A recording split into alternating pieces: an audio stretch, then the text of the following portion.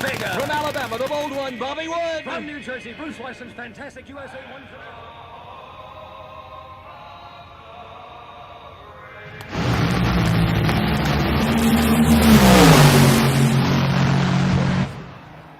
Never gets old. Never gets old. It just never gets old. Ah, man, I'm telling you, every time, Goosey's, man, Goosey's. I know. I got them right here. Yeah. Well, it's Wednesday again, and the week is come and gone, and it's flown by. Yes. To tell you the truth, what I've done is this week I've been kind of laying low. I released my last video for the Stage 1 Quadrajet just the other day, but I had literally spent 4 days editing it because I just didn't have any time. And I've been thrashing on the AHRA truck, and today I got it all dialed in, hopefully ready for some laps around America.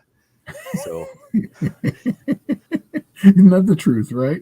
Yeah, it's I did a lot of stuff. I ended up having to put 2 new batteries in it because the bolts in the bottom of the battery tray had poked a hole in one of the batteries, and oh gosh, it was just a mess, man. And you know, batteries are not cheap anymore. I mean, they're not. No, they never were like cheap, but they were like you could get a decent battery for like $70 or $80. Not anymore. Not anymore. They're like $200. Yeah, like $200. Yeah, I actually went to the Interstate Battery Store and got 2 batteries from the Interstate Battery Store. Yeah. So I'm just getting mine from Costco now. They're actually probably the cheapest around. Yeah, probably so. I bought in San Diego, the original batteries I put in the white truck was Interstate batteries from Costco. Right. So, all right. Well, let's hit it here. Uncle Squirrel's in the house. Kevin says, howdy, y'all. Mopar Man 1978, big gaping smile. 38 POS Racing, evening all. Wannabe is evening, gentlemen. Another week has come and gone. Michael Schmidt, hi all. Flathead Mopar fan in the house. Wow. Colleen Tebow's here. Big Billy Racing.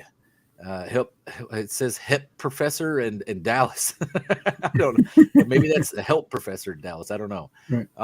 Let's see. Scarlet the Four-Eyed Cuda. Bill McKeiska's here. Rob's Rods and Streetcars. Kevin. Let's see. Mohawk 62. Jason's Garage. Howdy, Jason. It's been a while since I've seen him. It's been kind of laying low somewhat. Let's see. Or I've been laying low. Maybe that's what the problem is. Let's see. Danny Boyd. I missed 86 seconds. Damn it. Well, hopefully we can make it up. We didn't talk about much. Yeah, we didn't talk about much. Just laps around America. That's all you missed. Yes, laps around America in a 35-year-old pickup. I don't know. I don't know how old that thing is now. What is it? 30? It's got to be 30-something years old. 32? Let's see. Dave Norman's here. NSB Custom Cars is here. Mohawk 62. And I think that's it. Yeah. A Cove. Greetings. Salutations. Yeah. How's everyone doing? And I'm kind of wondering if are we competing against the Sick Week Live? I don't know. Probably. Are we? Yeah, I was actually watching the Sick Week, and there's a lot of people. You know, that's going to happen. It just is what it is. Yeah, well, no big deal. Yeah, I mean, those things come and go. You know, they'll have to compete against no-name nationals. So maybe they'll have. And there's no competing against that. You know, I already got the days off. Did you really? Off. Oh yeah. I'm going to go up. You're going to be there Wednesday, right? Let's see. Last year I went up there on Tuesday, I think. Okay. I took Wednesday, Thursday, Friday off. So we're thinking that we're probably going to come out there and help you set up. Oh, that'd be sweet. Yeah. Last year I was just absolutely inundated. Yeah. So much stuff. Yeah. Come out there. We got the James and James show is here. You know, I've been watching there. They got a Power Hour live. They've been doing James and James. Well, maybe not James, just James. Just the one James, singular James, has been doing a Power Hour with I think with some of the guys from Beacon Dragway. I think. Oh, okay. Let's see. Oh well, Wannabe is saying that you can buy road tractor batteries cheaper than auto batteries at the moment. Really? Well, here's something that was interesting today. When I got the batteries from Interstate Battery Store, there's a core on the battery. and I've never paid a core on a battery. There's nothing to a battery, right? So it's like generally you got to pay just to get rid of them, but now there's a core on them, and I thought that was because they went to lead. They went to well, lead. and that's what he said. He said it's the minerals in there that we can repurpose it instead of having to go dig it out of the ground. Like, well, I didn't think of it like that, but okay, fair enough. I've never seen a core on a battery though. You know that I'm telling you, I haven't bought a battery since 2013, and how I do it is there's a few people who've known about this trick, but way back in the 90s, I worked for an auto parts store, and we used to just heat up the batteries really hot. We run a ton of juice to them, and you basically take the caps off and you get them boiling. You put water back into them, and they basically just it's some of the sulfates gets them off of it, right? So that's exactly what I do. I have a stick welder, and then I'll just hit that thing on there, put it on like about 40, 50 amps to get that thing nice and hot, get it bubbling, let it cool back down, put a charge on it, call it good. And that's, if you look at the one that's in my green dart, people look at it like, holy, that's 2013. I'm like, yeah, so what? Yeah. Well, what's funny is like these batteries are, they got like a 36 month replacement plan on them. Yeah. But they've been in my truck now for 6 years. Yeah. Yeah. Right. So, and I think it had a lot to do with, I got twice as much current than what you would normally need for a 351 Windsor to turn it over, but it just didn't put any effort on them whatsoever. So let's see. Dr. Art's Hot Rod Rehab is saying, good evening, everybody, and thoughts with Andrew Nelson after his crash today. If you didn't check that out and you didn't see it, Andrew Nelson's Volvo went over the rail. I guess it would be on spectator side. Where are they at? Orlando? Georgia, Orlando. South Georgia. South Georgia Motorsports Park. Okay. Yeah, Motorsports Park. That's what it's. Yeah. SGMP. So he went over the spectator side rail. And it was fire and all that stuff. So I mean, and if you didn't take anything away from the lives we did with John last year for the No Name Nationals, the Nelsons are very much up on their safety equipment, right? Like they were showing up with Hans devices, and I was like, no, that's not absolutely necessary. Well, for the numbers that they're running and the stuff that they actually drive, yeah, it is necessary. And it's a good thing that they actually wear and buy that equipment, because Andrew Nelson's here to tell the tale, right? So, I mean, it was a pretty bad wreck. Let's see here. What else? Weren't the Nelsons on John Wilburn's on a Friday night with John Wilburn, I believe? They did a Friday with John, but we also did like some tech ones, some pre No Name Nationals tech videos with John on Friday night, and we were talking about safety equipment, and they were, at the time I didn't know who was who in the zoo. You don't know anybody because you're just learning everyone, right? Yeah. And these guys were talking about Hans devices and stuff, and I'm like, oh, what are you talking about? I was giving them a hard time for having all this crazy safety equipment. Well, come to find out, they definitely needed it because the cars were running like, low to mid fives. Yeah. And but I didn't know that at the time, and it's a good thing that they did have all that safety equipment on, because right now it's paid for itself. James and James So says that my buddy Cody Cherries, he's the new track manager at Beacon Dragway, trying to get some hype going for the season. Hey, man, well, you guys are doing an excellent job there on Facebook, doing some lives, because it does get people interested and excited about it, doing lives, honestly. I am the worst. I'm the world's worst person when it comes to doing lives at the track, because generally the tracks have terrible internet, and I could easily record record a video and then play it back, but I'm usually overwhelmed at the track just because I got to try to fill too many shoes. Yeah. Hold too many flags, right? Yeah, exactly.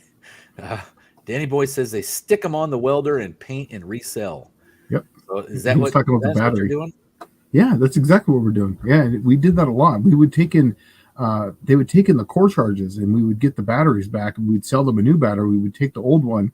I would take the caps off, and I would check this in water. We put distilled water in them, just below, so that way, because the battery acid never really goes out. It's just the water in there. They get a little low, right? And then we just start boiling it, and we get that damn thing hot, like really hot. Sometimes almost 50 amps we're putting into those things for maybe 20 minutes, 30 minutes it takes, and then it basically starts boiling. And when you do that, you just let them cool back down, and you put them on a trickle charge, and then they're literally like brand new again. Huh. Well, John Wilburn's saying that they've had a battery cord charge there for many years, and I've never run across the battery cord charge before. But see, I don't buy a lot of batteries. Like I said, the ones in my white truck lasted six years now, and they probably would have been fine had I not crashed a white truck so and poked a hole in one of them. So the thing was, it's like when you do two batteries, what they tell you is like, and Shane can attest to this, and he's got a Cummins truck. When you have a diesel, they generally have two batteries that are in parallel. And what happens is you want to buy your batteries in pairs, because after a while, if you have one that's like, say, 2-3 years old and it's not really doing 100% anymore, it's probably like 75, it'll end up cooking the other battery, the new battery that you install. And so I just try to stick to it and buy them in pairs. Now, my Ford is not a diesel. It actually has Ford will allow you to have, you can buy an optional second battery tray. And this truck actually had the second battery tray. I don't know why. I just thought it was pretty cool. And I just put batteries in it. And it has never left me stranded at not one time because of a battery. Matter of fact, it hasn't left me stranded at all. But I stay up on it trying to make sure that doesn't happen, because if I get stranded somewhere, I don't make it to an event, you guys don't get your payouts, and then you think I'm a schlub. So, with the dual batteries, what I tend to do is every couple of years I'll rotate them, switch them, because on my Cummins I have a primary and a secondary battery. Primary is on the driver's side, secondary, and the secondary is the one that gets the amps from the alternator, and they're connected with a heavy wire. So I just tend to switch them because when you're starting it, you're basically coming off the primary, even though they are connected. But it still seems to draw from that one. That one always seems to go out first. Is the driver. That's because you have that a cable connecting it, and you got an extra 4 feet of cable or whatever it is. So the resistance to that cable is, that's exactly right. Like less than what it would be, because it's got to go through that cable from the other side of the engine bay. Yep. And then it still has to travel the extra whatever from the terminal down to the starter when you have the battery that's connected directly to the starter. Yeah, when I first got that truck, I noticed that the first time it killed the batteries, it was the first one, it was the driver's side that went out, and then it cooked the other one, basically, overheated that side. So then now when I put the next ones in there, I just tend to switch them every couple of years, and they seem to last a very long time. Huh. Well, James and James show is saying that 40 to 50 pounds of lead in an average car battery. So that would mean that's quite a lot of mineable material that they don't have to go after if they charge you a core charge on it, right? Yeah. I just never thought of a core charge. Usually, okay, so I'm from the old school train of thought here, because core charges came about when I was like a, I don't know, young buck, probably 15, 16 years old, where they would refurbish parts, and that would be essentially the core, right? So you turn in your old alternator, your old starter, and they would refurbish it and send it back out as a refurbished part. Those kind of went away once China got in the game and just started flooding it with junk parts, right? And so cores went away on a lot of, especially electrical items, alternators, starters, that they didn't have a core anymore. One thing that I did see the core kind of retained on was always calipers, brake calipers. Gosh, man. I guess it must be pretty dang hard to recast a brake caliper. Yeah. I think that's cast iron. It seems like it was always, starters too. Yeah. Yeah. Jonathan Couchy saying, did you guys hear about Yes? And we've already thrown him some love. I mean, if you really want to reach out to him, his channel is Nivlac57. You can hit him on YouTube. Just leave him a message. Tell him you're thinking about him. And what's neat is our little group here is like a family. Right. It's always kind of the same people doing the same stuff. And it sucks because this is the first time I've had to deal with it, where it's like, man, you could almost lose somebody from your little group. Right. And it hurts as much as like, you lose one of your regular friends or your family members. But let's see. Danny Boyd says he bought a Walmart battery for my Corolla a few months ago, and their cheapest is about $55. That's the remanufactured batteries. Those are the ones that basically they're pumping them amps into them and bringing them back up. There's really no warranty on them or anything. Yeah, they have a $55 battery at Walmart. Huh. It's just like a recycled battery. Well, it's amazing. A lot of these guys are talking about they've had cores for a long time. Like A Cove here says we've had them for decades. It used to be $5 to $10. It was $20 a battery, and I had to buy two. Right, so I didn't bring the batteries in thinking that there was a core on it. I know that they normally have a disposal fee, but what I was going to try to do was the Shane's stick welder trick. And then I bought myself another battery for freaking $20, right? So, what I always say is before you go crazy on it, put 10 amps into it and just see, because if it's got a direct short, it's no good. You'll know right off the bat. Well, I know one of them's bad, but it does have a hole in it, right? But it started dragging when you're trying to start it, and I'm like, I got about 1,400 cranking amps. There's no way this thing is good. Like, there's no way. So it's dragging under a 351 Windsor that's low compression. James and James Show says, what's Andrew Nelson's YouTube handle? That's a Nivlac 57. 38 POS Racing. I buy irrigation blend batteries from the parts store for $50. Mm-hmm. Huh. Oh, let's see. John's all over it. So I'm way behind. I'm already falling behind. Oh yeah. Let's see. Oh, so John says he's had the Nelsons on a few times. Aren't the Nelsons in Louisiana? No, they're on sick week. But I mean, if they're based out of Pennsylvania. Oh, go to John Wilburn right after that one. This one? Yeah. Okay, so John's saying he's got sore shoulders and hips from the belts, irritated eyes, broken ribs, a femur bruise, and a lung bruise. Could be far worse for an impact rollover and fire at 912 at 149 miles an hour. Yeah, it could be way worse. I mean, especially if you've ever noticed drag racing accidents, it's literally like a split second thing that happens. It's never really like long and drawn out. You'll see some of them get out of shape and then they get worse out of shape and then they eventually wreck. But 9 out of 10 times, it's like everything is going smooth and all of a sudden you're sideways, upside down on fire, right? Yeah. Let's see.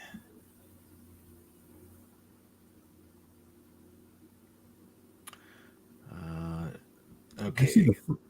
Jonathan Couch is saying that crash was pretty nasty. He had just got past the quarter mile when it went up in a cloud of smoke. Yeah, Shane and I were talking about that, and I talked about it with John for John Wilburn a little while earlier this afternoon, and it looks like it got through the traps and he let off. And I think what happened is it looks like it may have kicked a rod, and that's usually when that happens is when you let off. It's the change of inertia, right? Is what really does that. Yeah, it's a rod bolt's usually letting go at that point. We got our And Jonathan Couch, you say the dad was the one that crashed, correct? Oh, that sucks. All right. So John Wilburn says, I think part of the core charges is simply extra profit for people who don't have cores. I agree 100%. I've said that for years. Kim Fixes Thing says, I bet most of that core stuff goes in the trash, not the battery, though. I don't know. Like the electronic stuff. We would tag it. They would come back in the box, and we would have to print out a receipt, and it would give us a sticker, and it would go back to that manufacturer. And in fact, most of the core charge is just for shipping the damn thing back to them. That is when I was a parts jockey, that's exactly what it was. Well, so I was kind of lucky growing up as a kid. We had in town, we had this guy named Sammy. And Sammy was Mr. Starter alternator guy, and you could literally take anything as long as it had a case still, he could fix it, right? And this dude used to do some hardcore starters for us and stuff like that. Alternators, original GM alternators like 60 amp, and he'd crank out an 80 amper one, right? And but Sammy used to do them just locally, and then what happened is when all those cores started going back, Sammy's supply just essentially dried up, right? But I still have a pile of them, so whenever I find a shop, I'll take them in there. Let's see here. John Wilburn's saying that he's going to play the clip of that wreck if anyone complains about having to pass tech at the No Name Nationals. Good idea, John, because I've always been safety person, 100%. Yeah. Good safety gear is why Andrew is alive today. And, Shane and I when we were running the 10.5 NA on the West Coast, we were actually just fast enough to have all the crap, but never really need it, right? Because you just eclipsed the 10 flat barrier. So we were both running like, 960s, 970s, somewhere around there. Yeah. And you're in the car, and I remember, this is Southern California. We're on a mountain, okay, and We are. and like during the daytime would be like 106 degrees, okay, and we're in there. You got a balaclava on, with your helmet on, with the gloves on, with the neck brace on, with the pants and shoes and socks and the whole 9 yards, right? And it would actually go pretty smooth at Verona drag strip up until somebody would oil something down, and you never wanted to be the next in line. No. And Shane and I did a match race madness. Wasn't that me and you where they had the cameras and stuff out there, and the guy in front of us oiled the track, and we sat there on the line, and I remember these guys walking around with a video camera, and they're videotaping the cars going from mine to Shane's and walking around, and I look out the window, and I got my visor down because we're on camera, right? And there is like literally a greenhouse type fog on the inside of my visor, and there's sweat just flinging everywhere when I turn to look at this dude. And I'm thinking to myself, if I get out of here without dehydrating myself and dying from like heat exhaustion, it's going to be amazing, right?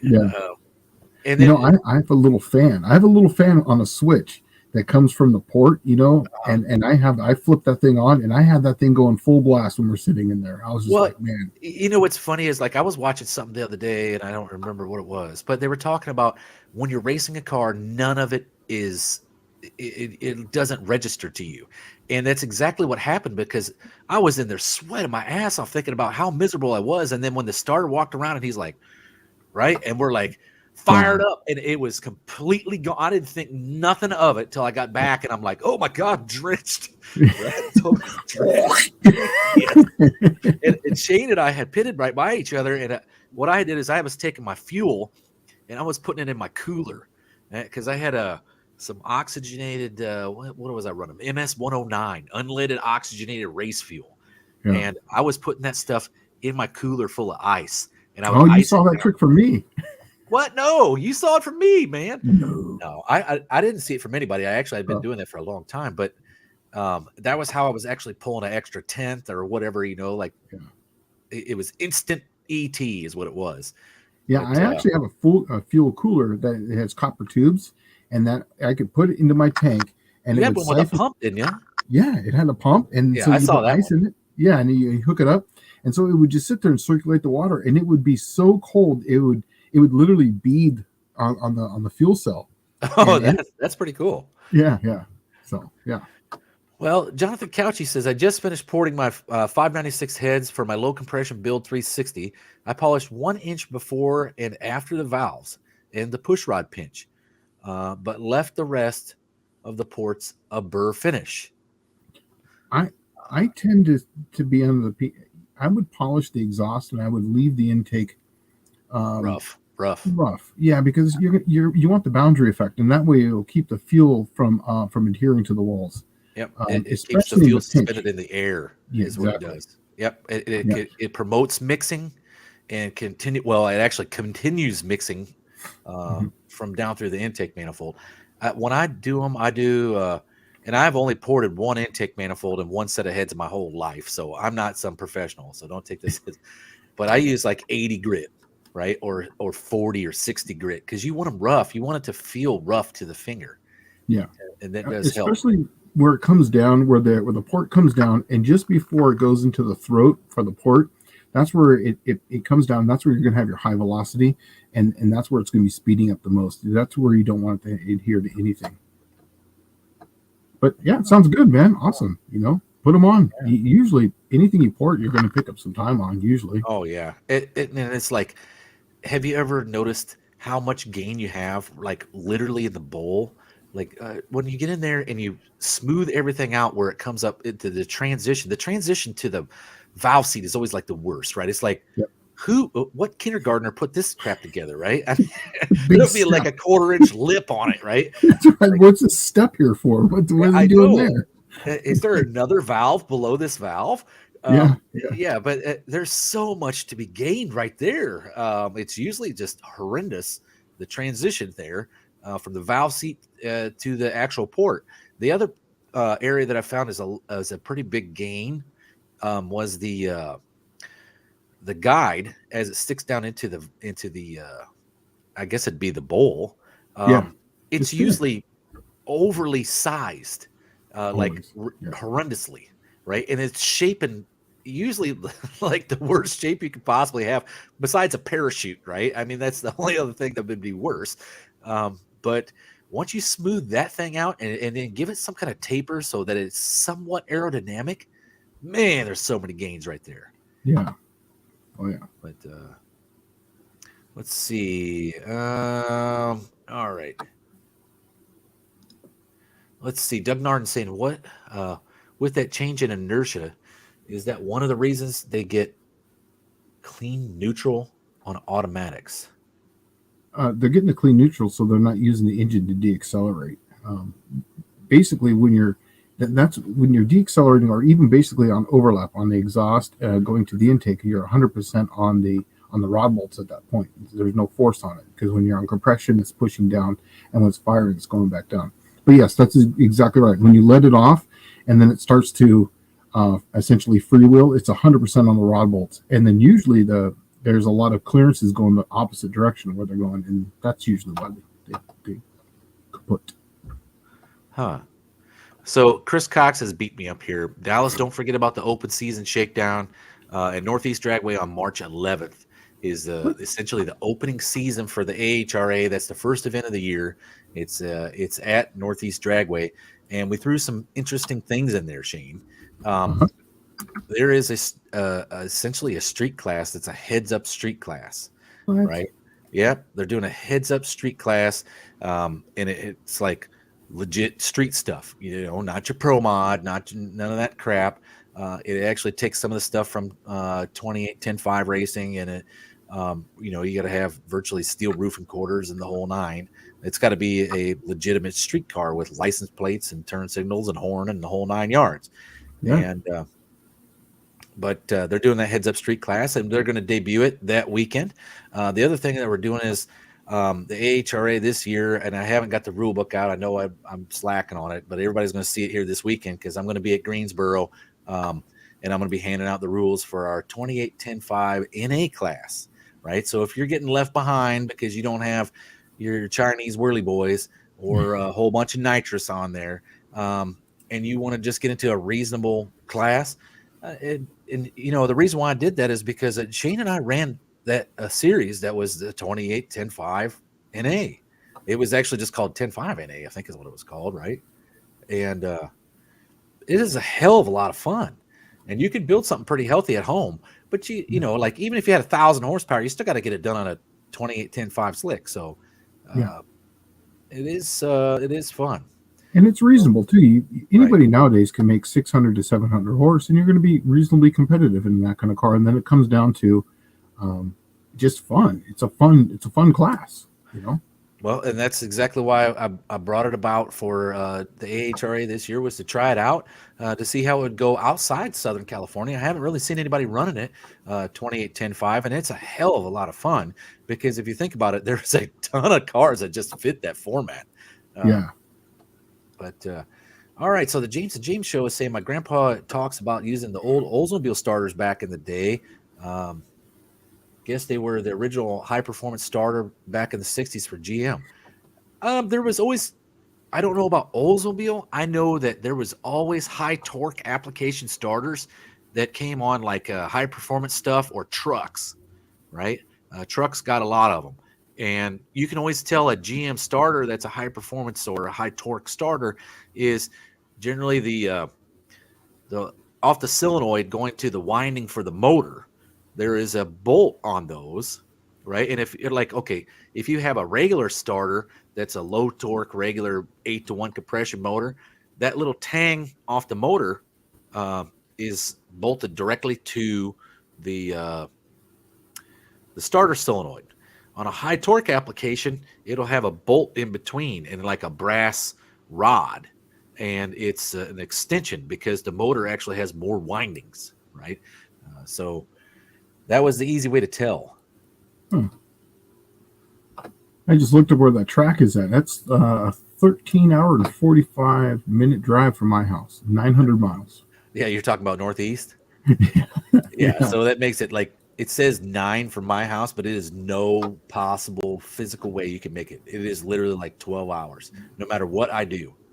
Yeah. And that's probably because I got to stop and take a leak, you know. And those Old add man up problems? over a while.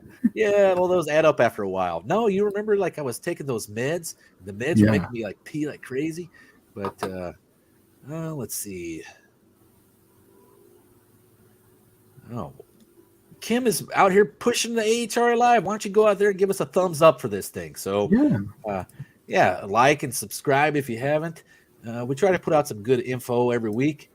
Let's see if we got any more questions. Travis Mopar Garage is saying fuel cooler, metal can with fuel line coiled inside and filled with ice water. There's a lot of tracks that won't let you run those anymore. Yeah, that's why, and Verona was one of them, because they didn't want to have any water dripping onto the track. So that's why I built a standalone that just hooked to my battery, so that way I could just take it back off. I have an old school one like that, like he's talking about. It's actually like a Folgers can it's lined with cork on the outside, and it's got copper windings on the inside. For my super stocker, I'm going to put it on there, but I'm going to put dry ice in the dang thing, so there's nothing coming out of it, right? But it'll be colder than hell. Yeah. Let's see. Oh, yeah. Danny Boyd saying bold, the plenum for the valve. Pretty much. Absolutely. Yeah, that's pretty much what it is. If you look at the head right behind where the valve is at, you pull the valve out, that's the bowl there. Hey, go to the one right below that. I got a Big Belly Racing? Yep.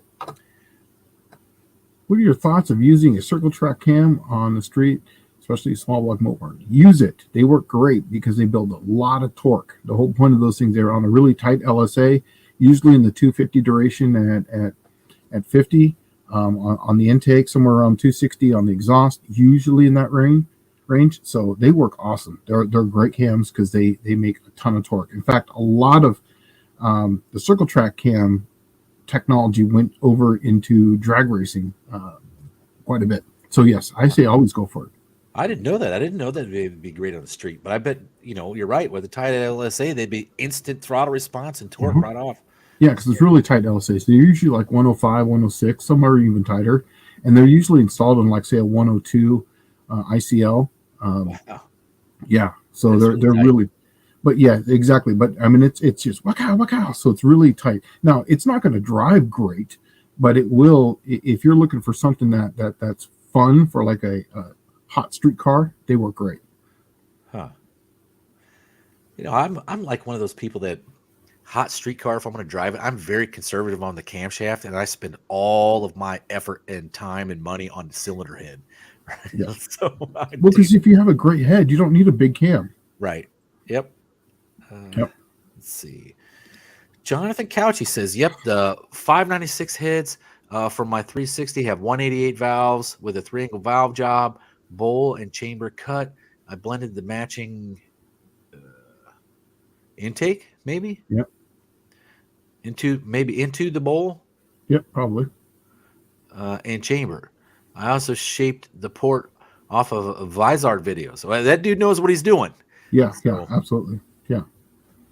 Yeah, well, it sounds like those things are going to run pretty good. Yeah, and I don't care about running. So if you're running, like, say, on a 360, it's only a 4-inch bore. Sometimes a 188 works a little better because you're not shrouding the valve. It depends on the angle of the valve. So sometimes I've actually been faster with the 188 or even a 190. Well, the 188 creates a higher port velocity sooner. Yeah, right? Yeah, exactly. For the street, exactly. Yeah, It's great for the street. Small valves, I know everybody wants big, humongous, ginormous valves, right? But for the street is primarily torque. That's what makes the street, like, if you want a heavy hitter on the street, you got something that's torquey. Well, that's why on my Gen 3 Hemi for my road race car, I didn't go bigger valves. I stayed with the 5.7 Eagle valve, which is a 2055 and a 165 exhaust. That's technically really small for Gen 3 Hemi for a 6.1, but it flows the same amount as a 6.4 head unported. So mine is like 360 or 340 CFM. I forget the exact numbers, but it's doing that through a tiny little valve. Plus, with that big bore that I'm going to have, which is a 4055, I think is what it is. It's going to be not shrouded at all. So it's actually going to flow even better than it would be on the 5.7. So it's going to be, that's exactly what I was trying to go for. All right. Well, let's see here. What do we have? Jonathan Couchy saying also blowing through a port with a valve in will tell you where the ort is dead if debris is in it, and debris will blow around the SSR if you did it right. I think he was talking about like paint or something. You know, I've seen that too, where people will blow air through a port, and you'll see where you're creating eddies. You know, wherever the paint is left at. You know, like if you use like say dye, it'll leave on the walls where it's actually hitting. Huh. I think that's what he's trying to like a dye. I've seen tricks of that before.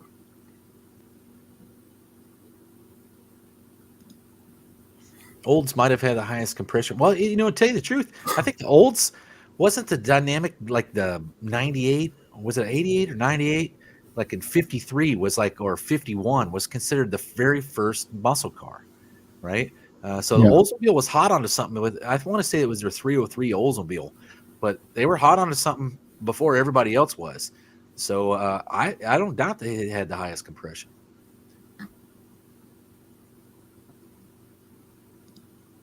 All right, so Chris Cox is saying we got 8 interested in the 2810.5 NA at Northeast. So I think this is going to be the next thing. Yeah. Well, let's see. John reminded them about the Racers Rep update today. No, I haven't seen it. Let me see. Do I got anything from Lukey B? Lukey B, he was saying that he's going to try to have everything done by Friday instead of March the 1st. But I don't know if that's... Oh, you guys have been messaging. Oh, I haven't seen that. Well, he must have got them all done today. Wow. So I guess I need to be sending out email. I can't do that in the next... I literally got to pack up and go to this event, to this trade show in Greensboro. I got to pack up tomorrow during the typhoon that's wanting to come through. So,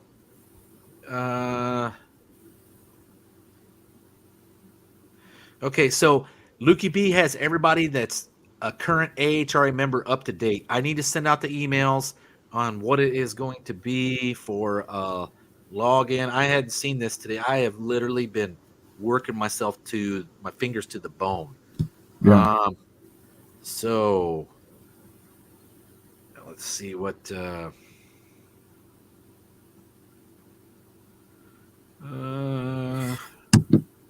have to get an email out to everybody that has all the information in it. I won't be able to do it for the next couple of days because I literally got to pack up to leave first thing Friday morning.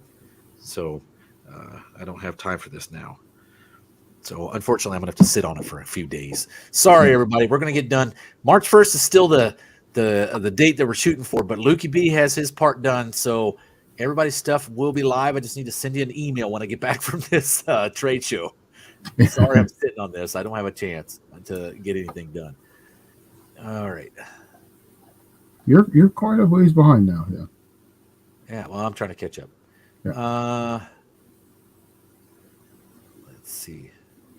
He's just talking about the clean neutral thing. Yeah.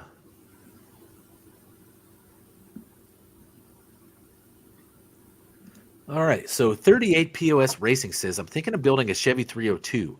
What combination of factory parts does it take? I have 461 X heads and intake, small journal 327 and 283s. What rods, pistons, and cam for high revs are best? Okay. So the factory, and I have a little bit of experience with this because I was working with Two Hacks. There's something I always wanted to do. Okay. And I think Two Hacks is going to take it and run with it. but and he may be in here and he's going to be mad that I tell everybody this, but I always wanted to do one called the Easy 302. You know how the DZ was like really coveted and hard to come by, and everybody wanted a gajillion dollars for them, and it was literally like a old school hot rodders trick. Okay, they were taking 283 Chevys and bore them 125 over, make a 301. Well, when Chevrolet learned this, they just started making a 302, which was virtually a 4-inch bore block. And so to give you the rundown on this real quick, the small journal 327 block is what you need. You need the small journal. They're all small journal, I think, 283 crank. And you use 5.7 rods, and then there's a set of pistons that you have to buy if you want to do a factory setup one, which is there's one place that it reproduces them. And they're a forged piston, I think, and they are, I think, $500 for a set.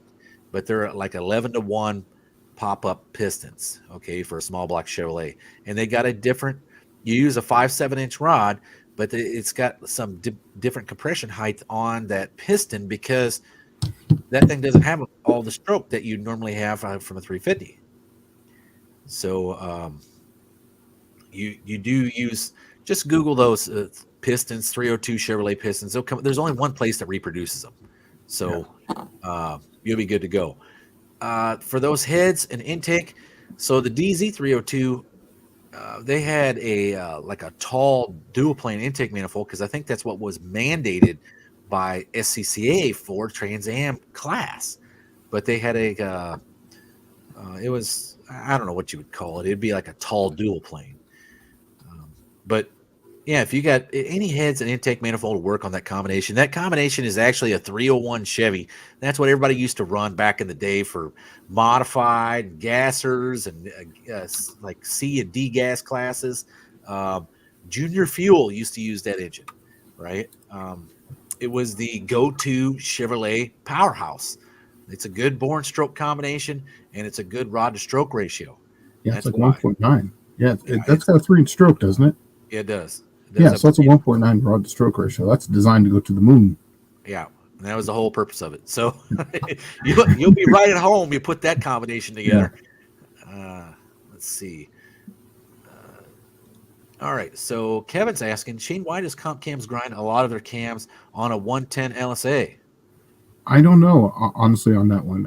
I've only been there for about 2.5 years, so I really couldn't tell you. But it's not just that it's just a 110 LSA, but there's just a lot of combinations for street cars where a 110 seems to work for sound and performance, just because of the overlap, like we've talked about a few times, the overlap triangle. So just it gives a good combination of that. That way you're not really tight like a 106 where it's just undrivable.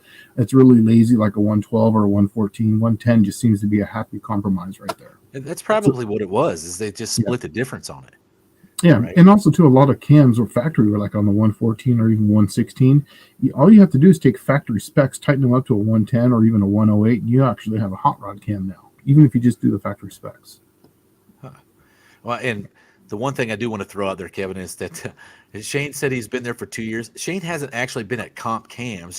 Shane works at DCI, but yeah, he does go to the the mega corporate headquarters of Edelbrock. Yeah, that's actually where I work. I work in the engineering department for the Edelbrock group. So right. Technically, I do most of the TCI stuff. But we all the engineers, we all work together. So, we're around, like today we were dyno testing, I can say this, Gen 3 heavy stuff. So I can't tell you what we're testing, but, we get to, I got to degree some cams and play with different things, the push rod legs, so on and so forth. So it's really good stuff, even though typically on TCI, I do use my skills in other avenues. Well, the first time I went to meet you there, you were working in he had his own little office, but the guy next to him wasn't even from TCI. He was working I think he was working for Comp. But then you showed me the office right next to yours was Austin. Is that his name? Yeah, Austin. Yeah. And he was the cam engineer guy for Comp Cams. Yeah, right. Yeah. So all the engineers work in one area. Yeah, and then right, but it was like literally 10 feet from Shane's desk. Yeah, So, and then the next over was Billy when he was still working there. He was the next two offices over. So yeah, it was good. We got to meet all the people.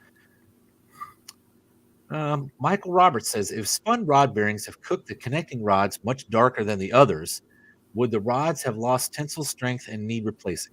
Yes. If they turned any colors, if the colors have changed anything, if you can see any color on it, it is garbage. It's too hard. That's essentially what I was going to say is like Mm-hmm. the rule of thumb used to be if it was any shade of blue, it's going in the trash because all the hardening is gone. So,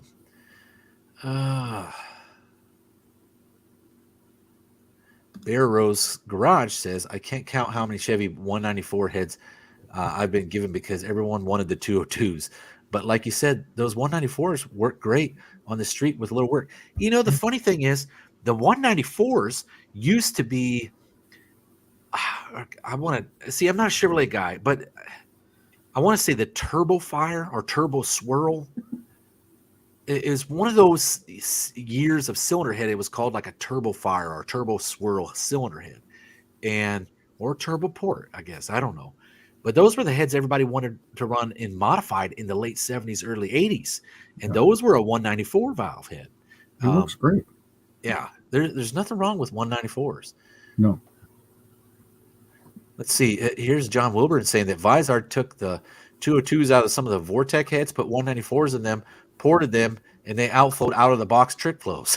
Yes, and the reason being that is a lot of that is because of the shrouding of the valve on the actual bore.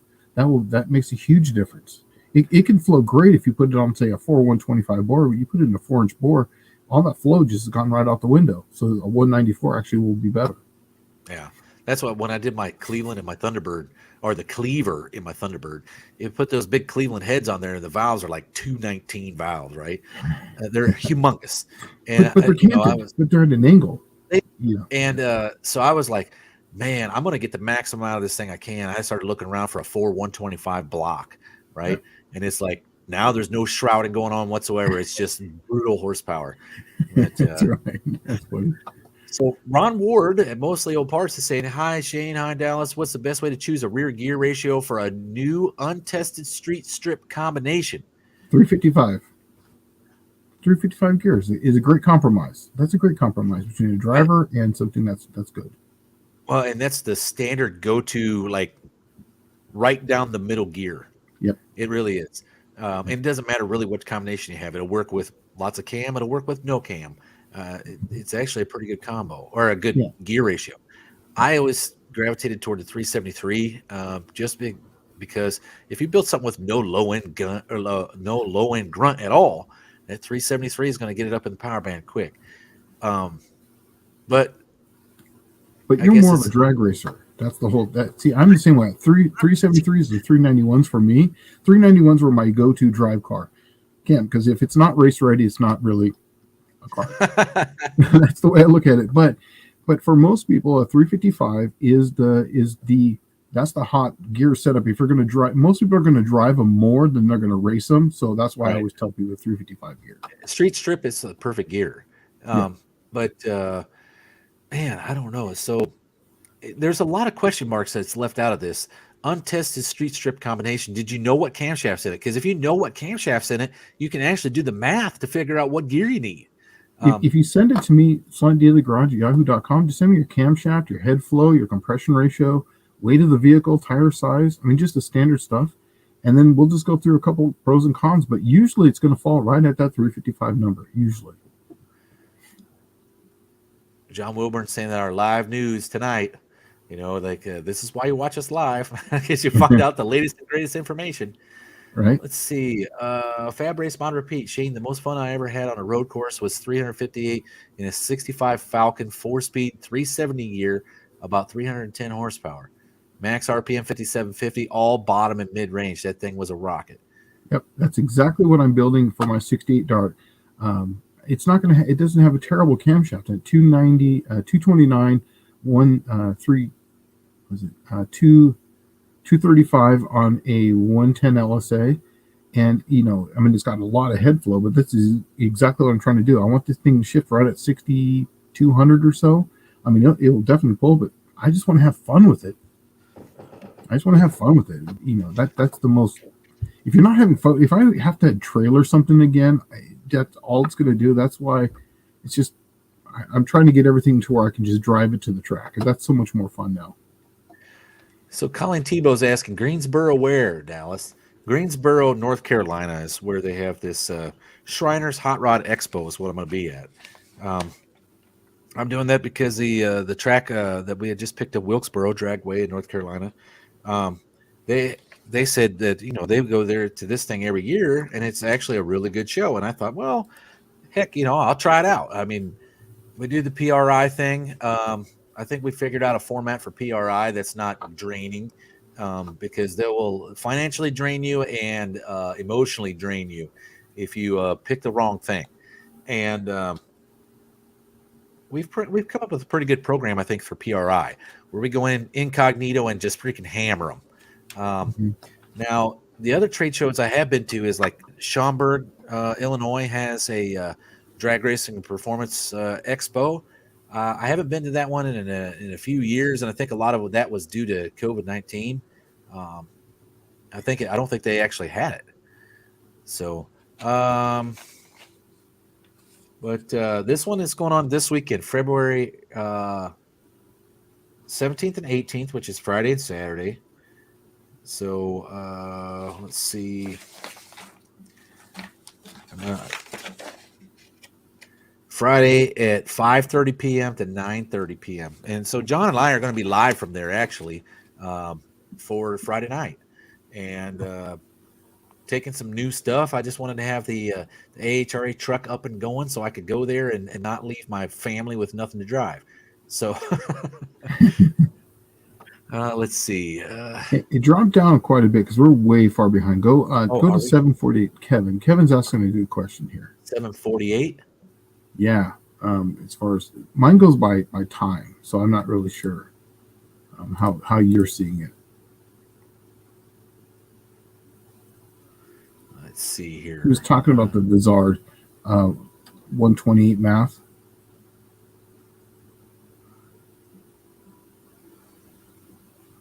Man, I am way behind, huh? Yes. There's a lot of information. Yeah, so that's why I was saying let's just get caught up, and that way we can be talking about something because we're way gone. You're cracking the whip here. Yeah. Okay, I'll catch up. Craig Chitto, is that what you're talking about? Kevin. Oh. Yes, Craig Chitto, that was my plan. Let's see, Kevin. Oh yeah, it's close. You're probably there. You go, right there. So he was trying to figure out. Go ahead. Oh, I was just going to read it. Kevin, I was trying out DV's 128 math and figured with my 11.5 to 1 compression ratio and 205 valve, I need a 107 LSA cam. But comps are mostly on a 110. For something like this, what's the cubic inch of the engine? Obviously, you can't answer that until I see it down here. But I do things slightly differently. I mean, I trust the 128 math. It does work. I would just, I would be looking at something personally, since you're going to be, man, I don't want to say this without stepping between toes. I wouldn't be looking at the lobe separation angle first. That's not typically how I personally do things. Yeah, the math is right. I would look at it as, okay, so I need something that's going to be close to 107. I would pick then your intake duration at 50, so that way you know exactly what RPM you're looking for, because that's really going to set your RPM is going to be the duration of 50 on the intake. Then I would figure out the airflow between the intake and exhaust. Then I would pick your exhaust duration at 50. From there, depending on how big your durations are that you settled on, I would probably look at it like a 108 at that point, or even a 109, but a 108 would probably be better. Because by the sound of this, it looks like it's something that's going to be more of race car stuff. And a 108 is a really good number for hitting hard, and that way you'll still be able to run it out the back door. But yeah, we can make you a custom cam for whatever you like. You can call up any of the sales guys, and we have cores to make anything. So we'll make, if you want it on 107.5, no problem. We comp cams can do that for you.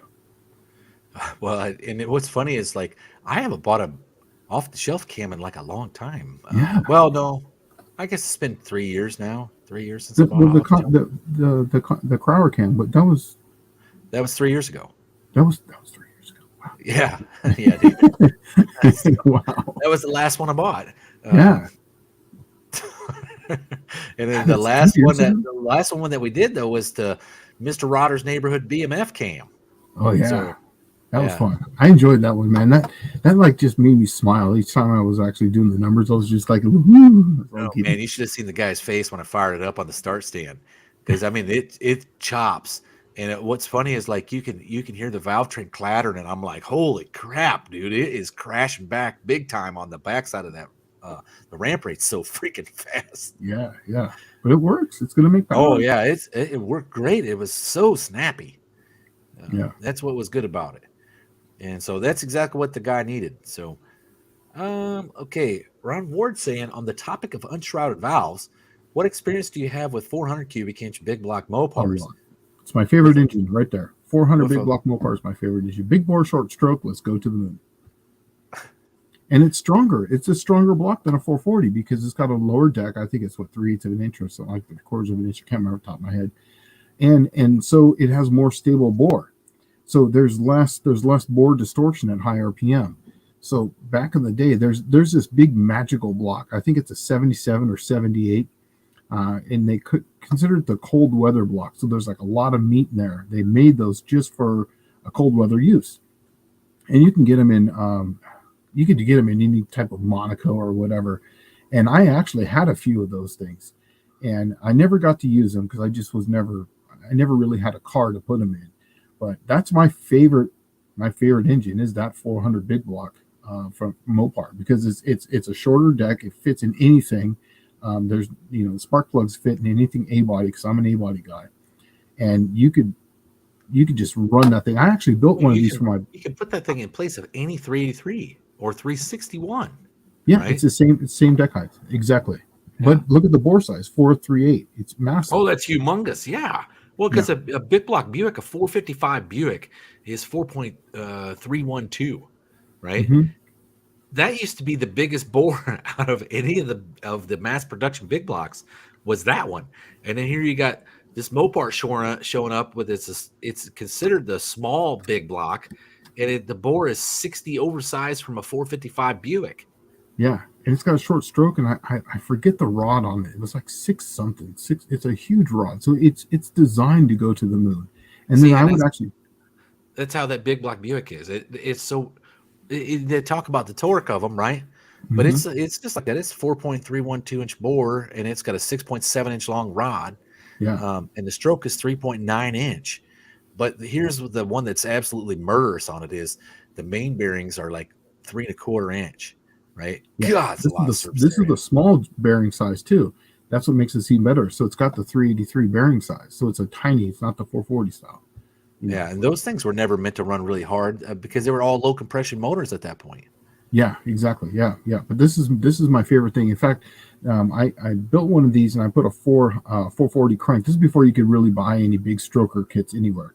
And it came up to like 450 something cubic inches. But that was like the hot ticket back in the day. 400 block, 440 crank, get the journals turned down, and then you can run the longer rod, and then you just raise the pin height, make a shorter compression height on the piston, so that we can get your bob weight down, and that thing would rev to the moon like instantly. What cow?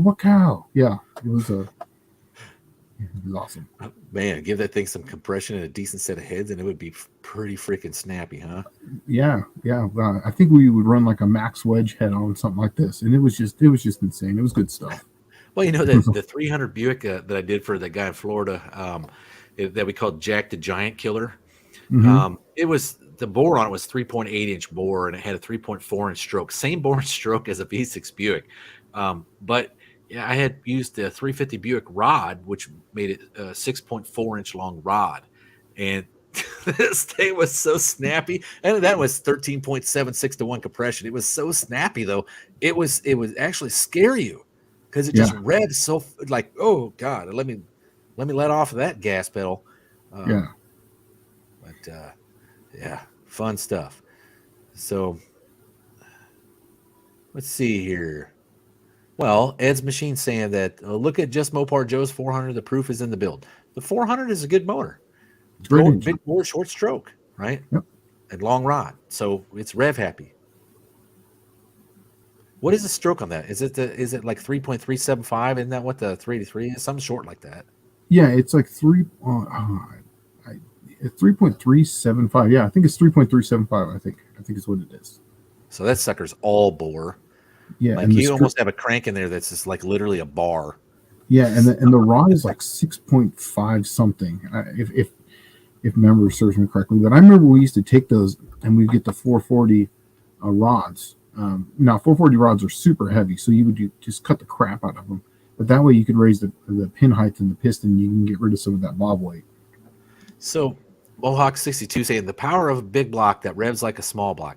You know, the original one that was like that it really doesn't get all of the credit where credit's due is the 427 FE motor. The 427 FE used to rev like a 302 Ford. God, it sounds so good. Yeah.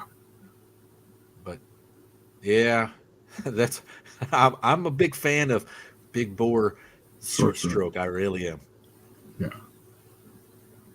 Let's see here. All right. Danny Boyd saying, I think a 74 Chrysler 400 will kick any 74 Pontiac or Chevy or Ford 400's ass. Not in factory form. I don't think so. I now modified, yes, but I think the 400, man, those things came at like 8-1 or something, 8.5. They were basically just a torque engine to move a big Monaco. That's what they're really designed for. You know, they came in a lot of trucks too, believe it or not. I've seen a few of them in the late 70s trucks at the wrecking yard.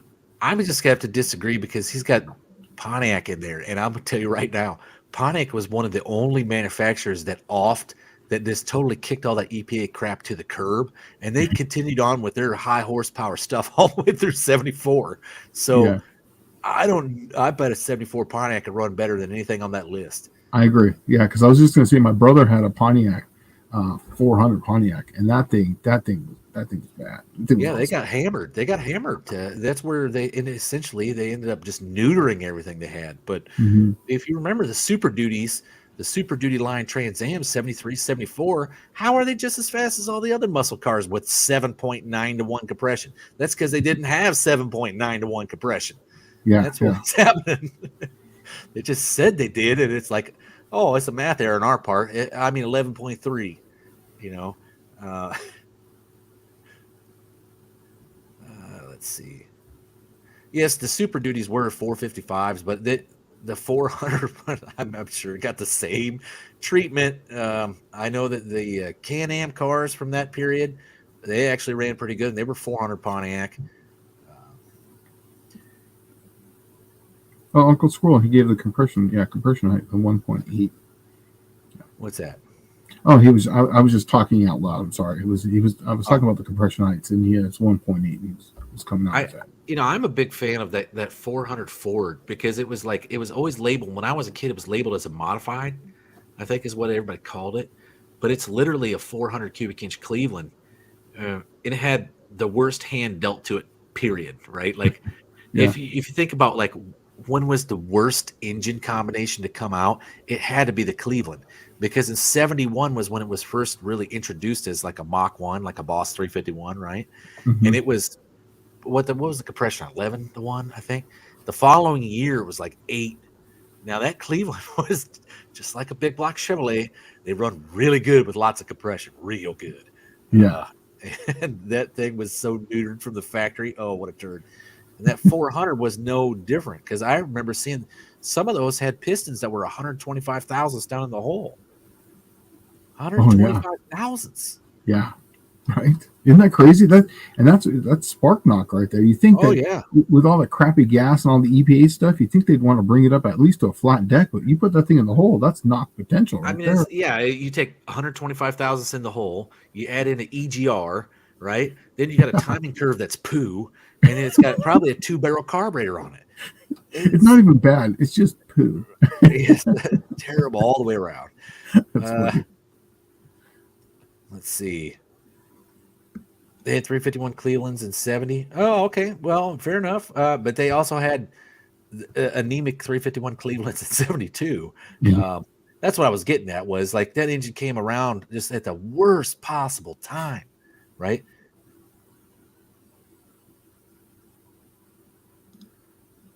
What really hurt the 351 400 modified was the exhaust port. They were meant to be a torque motor. They came in trucks, right? And I always felt that, the 400 is not even a modified, it's a Cleveland. Yes, I agree. Yep, right there. Ron Ward saying 4-barrel Clevelands were cut short by the EPA. They had been given a couple of years to find their feet. They've been a super engine. And the reason why I say that, and I agree 100% with Ron Ward here, is look what happened in Australia with the Cleveland. They didn't have the emissions cuts. They had leaded fuel on pump up until probably the 80s. Yeah. The Cleveland was the engine to beat in Australia, right? That was the one to have. So Jonathan Couchy's asking me some Buick questions. Dallas, you should find a Buick 3-liter V6. Has the same bore as the 3.8, I guess, but add a good timing chain. As from factory, they were plastic. They have a stroke of 2.66. I'm sorry. I will not ever build a Buick V6 for anything performance oriented. Mhm. It's just They it's they too bring few it into it. cylinders. Yeah, well, not only that too, but because there's too much overlap between when the one lifter is on the back side of a valve and the next one's coming up. When I was working with what's that guy out of Phoenix, the Buick guy? What's his name? TA Oh, Performance. oh Yeah, yeah. when I was doing a lot of his cams for him, you have to be very careful on the ramp rates on that, because if it's coming down too fast on one side, coming up on the other, at idle or anything like that, at say just under 1,000 RPM, they tend to stretch the timing chain because of that. So you have to Huh. be very careful on that. So that's the reason why I just shy away from anything that's a V6. I try not to do any of the V6 Buicks. Now, here's what's interesting is that the V6, and it's not that I hate the V6s or anything like that. The V6s were, their sole purpose was economy. And that's not what I'm going after, right? Like, if I was going to build something that gets great gas mileage, sure, I'll go after a V6 Buick. I definitely need to find something that the V6 can pull around. But the 300 Buick is virtually that same engine. And that's why I Yeah. like the 300, is because it has all of the good attributes of the V6, but in a V8 version of it. And that's kind of where I'm at. Now, the neat thing is all of those are essentially the same engine family, the Buick small block and the V6 Buick. And there is like literally 5 different stroke cranks that you could put in 215, right? Like you could probably whittle a Buick 350 crank down and put it in a 215. I don't know. Are Probably. you all right, Jane? Yeah, I'm just Oh, laughing. I think it's funny. yeah. Whittle Well, it down. it's because you're going to have to take like an inch off of it. Let's see, it's a 2.3-inch main on the 215. It's a 3-inch main on the Buick 350. Yeah. So, I mean, Funny. yeah, the main on the 215 is as big as the rod journal, right? Yeah. So, but yeah, I've often considered what I really want to do is I want to de-stroke a 300, and then I want to give it a good bore size, like 3.83 or 3.85, and I want to de-stroke one just a bit. Use the long 350 Buick rods, or even a NASCAR takeout set of rods, and use an aftermarket head and see what kind of power you can really make it. Keep that thing around 300 cubes, with bigger bore, shorter stroke. No. Let's see.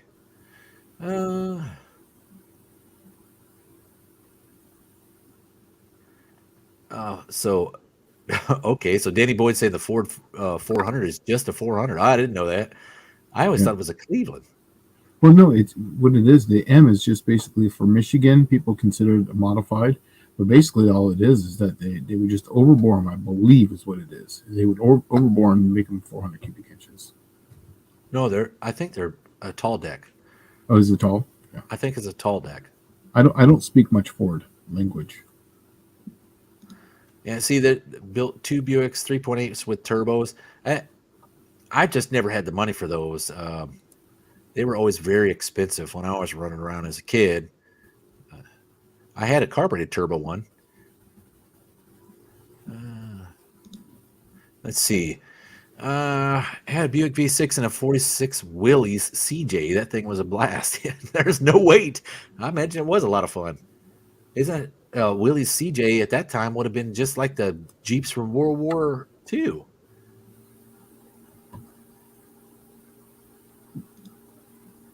Yeah, 300 Buick turbo would be nice. Yeah. But I'm going to do a 350 Buick with a turbo. I'm already doing it, matter of fact. But so in Australia, they had a 302 Cleveland. Did you know that? No. Yeah.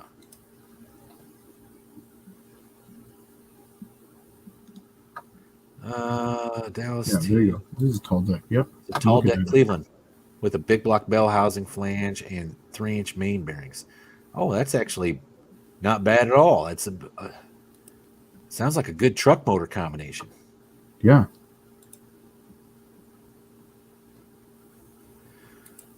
Yeah. So Jonathan Couchy, 301 Turbo Firebird. That's the same turbo combination that they used on the V6 Buick. Yeah. And I guess the 301s didn't run very good no matter what. So even with a turbo on them, I don't know. I never had one. Just going by hearsay here, but I just have never heard anybody say, wish I had a 301 Pontiac turbo. Right? Yeah. Let's see. Most little parts. Wouldn't a 302 Cleveland essentially be a Boss 302? No, the Boss 302 was a Windsor bottom end block. Had a Windsor short block.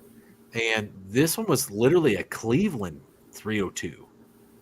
Now, I don't know if they got it by taking, and it's an Aussie thing because they were all over the place down there, but and it may be New Zealand as well. I'm not sure.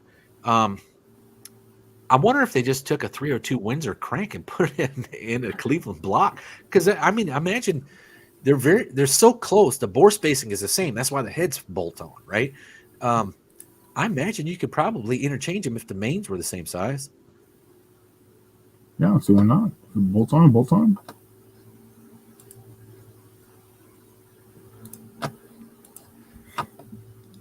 Let's see. Imagine if they had EFI for them turbo 301s. That whole era right there. There was a lot of unique stuff that the turbo V6 Buicks were kind of everywhere. The neat thing that I always wanted to do is there's a 4.1 liter Buick V6 that somebody had alluded to earlier. They were 252s and they had a 4-barrel carburetor on them, and they came in like the full size cars. I always wondered why Buick never turboed one of them suckers. I don't know. Huh. Oh, there it is, right there. Danny was saying that the Australian 302 Cleveland is the D-stroke 351 Cleveland. Oh, that's what he says, I believe. I'm going to take a look. Huh.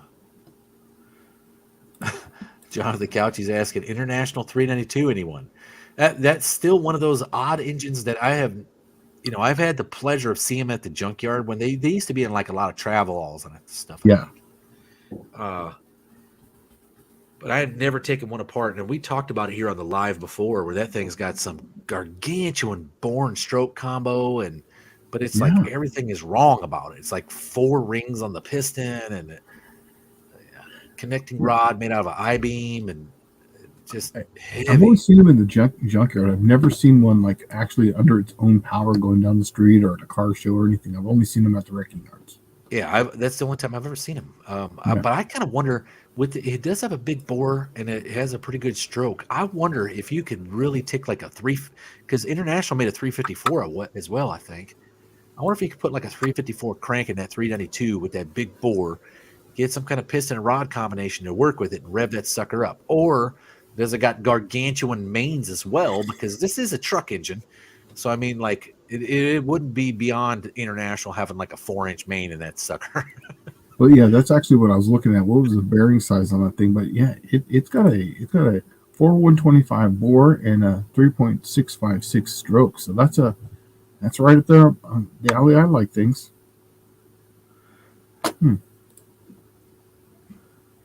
Oh, there you go. Clayton's Toolbox said they made a 345. Oh, okay. 345. So I wonder if you could put one of those cranks in that 392. Let's see. Craig Chitto is saying that a 351 Cleveland is a short deck, small block bell housing. The 351 modified 400 are tall deck, big block bell housings. Yeah, I never got into that weird era of Ford. Yeah. Yeah, I don't know much about them either.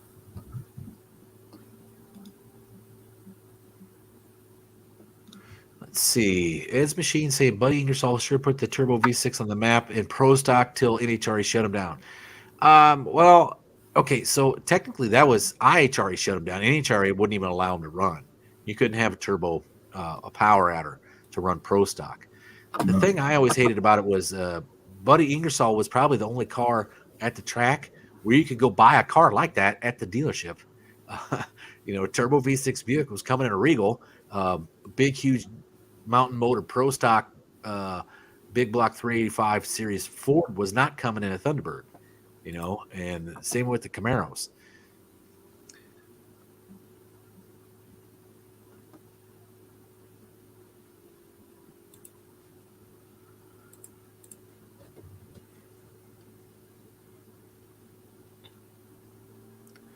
Here you go. Kevin's saying I have a rusty old Lodestar 1700 with a 392 that runs. Anyone want it? There you go. Couchy, this is your guy. You need to chime in on this guy. Yeah, it's funny because two comments down, he's giving all the bore and the stroke and the rod bearings, cutting him down. There you go. Go grab that sucker. Let's see. The rod bearing's not all that bad. You can actually cut that down and use a Chevrolet small block rod. Yeah. Oh, yeah. Oh, it has 392 has the same stroke as a 345. So I guess there's no gain on changing the crank. No, yeah, they both have good crank. It's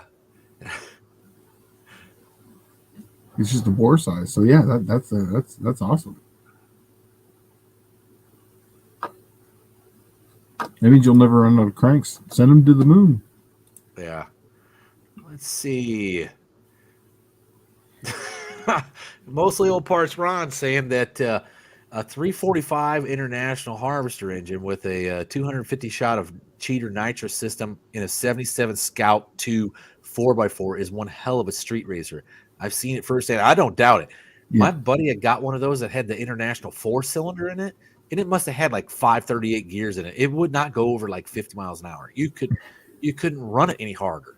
Yeah. And but we would literally put that thing in low, and you could. We drove over cars with it. I mean, it was that. I mean, just idling, it would just like drive right up these cars, man. It was geared so low, and they weigh nothing. That's the cool thing about those Scouts. Yeah. No one suspect the Scout, ultimate sleeper. Yeah, I agree. Yeah. You could launch it in all-wheel drive too, be ultimate, like street racer.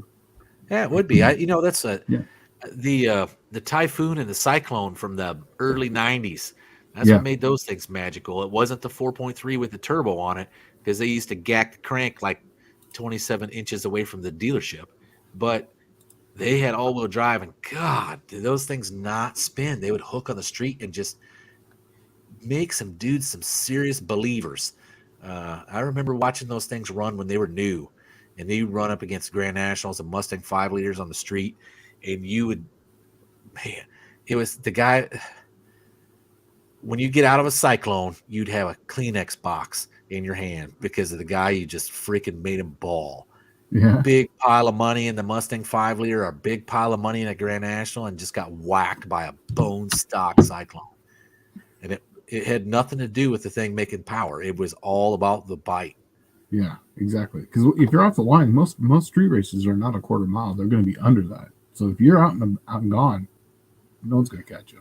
Man, that's the first time I'd ever seen one hop off the line, right? It's like kind of commonplace to see big 3/4 ton trucks that are 4-wheel drive do that when they're diesels. Yeah. But man, that's the first time I'd ever seen one do that in real life, like up close and personal. Cyclone, 91 Cyclone, I think. The drawback to the Typhoon and Cyclone was the drivetrain. The Scouts didn't have that problem. Yeah, the Scout was like built like just A tank. Ruggedness. Yeah. Yeah.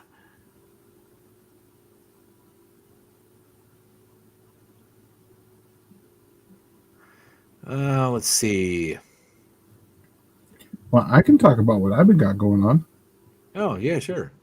Yeah. So since we don't have any more questions coming in, I everybody who's been kind of watching my channel, I put a fuel injected throttle body on my Slant 6. Now, it's a 4-barrel one, so it's really not designed for it. So what I'm trying to do is put this thing on there to show what the average Joe who's not really into this would go through if they're doing this. Now, the first thing I did is I got rid of the injectors and I put in these 39-pound injectors in it. And then I had a pump that was in the fender well, and I was able to drop the pressure down. But once I realized, hey, this is something I'm going to experiment with, I got rid of that, and then I put the fuel pump in the tank. Here's what I have issues with right now, is that around town, I'm getting about the same or slightly better than I was with the carburetor, because it's obviously right off throttle. It works great. Drag racing, it's going to be pretty close. I'm not going to reveal any numbers with the carburetor. Here's where it's not falling. Went to Mexico? What's that? You went to Mexico and tested it out? Yeah, I drove to Mexico and tested it out. Yeah. We're talking about Slant 6, so quarter-mile times, you're really not speeding either. You know what I mean? It's a freeway on-ramp roll, here in Memphis. Let's call it that. But here's where I'm having issues with it, is at 70 and 75 miles an hour. When I'm at 10% throttle on the TPS, it has a hard time defueling and getting fuel out. So my miles per gallon that I'm getting is about 22 to 24 around town, and it's easier to start and do that. But when I'm on the freeway doing 65, 70, and 75, I will give the 75 numbers because that won't affect my next video. But I'm getting around 16 at 75 miles an hour. Ooh. Yeah, it's not good. But I'm trying other things. So the next thing I'm going to do is I'm putting a regulator on it, and I'm going to try to bring down the fuel pressure slightly just to see if I can take away some of that, because my duty cycle when I'm going down the road is literally like 1% and 2% duty cycle, where you want to have them up higher. So what I think is happening is that it's just because the duty cycle is so low, is that it's just putting out. I've already done smaller injectors. My next step after the regulator is smaller injectors. I found some 30-pounders. They're out of like a 2008, because I'm running the EV6s, which is like an LS3 style. They're the really small injector. And in a 2008 Silverado, they're 30-pound injectors, or 31 pounds at 58 pounds. So if I drop down to 45 pounds or even 48 pounds, it'll make it even less. So yes, that's actually where I'm going to with it. But it's actually been kind of fun because, with a carburetor, I would have this thing dialed in and, on a weekend, but this one I'm actually learning something new, and it's actually fun. So, but that's kind of where I'm at right now with it, is that it's around town, starting up, doing everything. It's the same or better than a carburetor, because I don't have any of the stumbling problems when it's hot. I haven't had anything like that. But going down the road so far at speed, the carburetor has been getting better mileage right now as of this second. But I'm still working on it. I have an idea. I'll tell you what you need to do. Sure. You need to lower the fuel pressure. Yes, that's what the regulator is going to do. Yep. Well, you should have a regulator on it now, right? It's regulated like 62. 58. It's in the tank, so it's basically so that way it's kind of like a deadhead system. So it's internally regulated in the tank, so that way I could just hook it right into my factory fuel line. So I thought that thing had a fuel pressure regulator built into the throttle body. So it doesn't have that. Do you have one that you can use? Yeah, no, I got one. Yeah, I work for a company that I can get pretty much anything I need for. So yeah, so that's exactly what I'm getting. I'm getting an adjustable regulator with a little gauge. What needs to happen is that it needs to take right off a vacuum in the vacuum, because it'll be really high in that situation, right? Yep. Because the vacuum's high, it'll be, let's say it's making 16 inches of vacuum at that point. It should be pulling like 10, 15 pounds of fuel pressure out of that thing. Yeah, that's exactly what I'm gonna do. Is I'm gonna run it from the port side over to that, so it's a vacuum reference on it, and that's exactly where I'm at now. I have a hard time with KPA because I never really I know that obviously I can math it out, but then in my head it's not intuitive because then you have the number and then you have to subtract 30 inches because you want to get your gauge pressure so that way you can get your whatever. But yes, so right now I'm running about 55 kPa to 45 kPa depending if I'm going up or down on a flat hill. So yeah.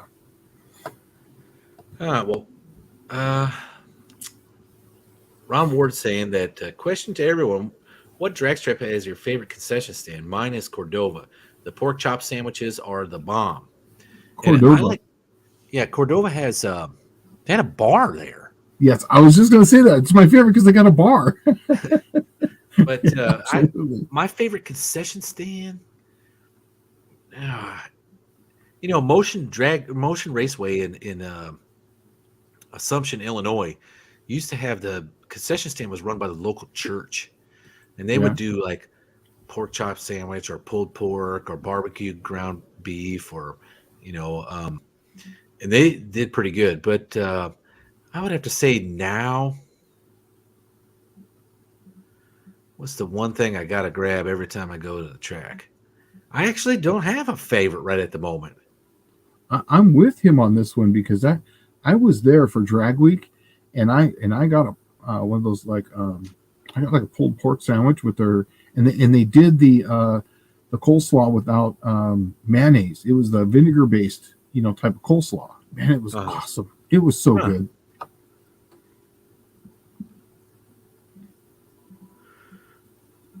All right. Well, and then see Danny Boyd saying adjustable regulator. That's exactly what I was thinking. Yeah, that's actually what I'm getting.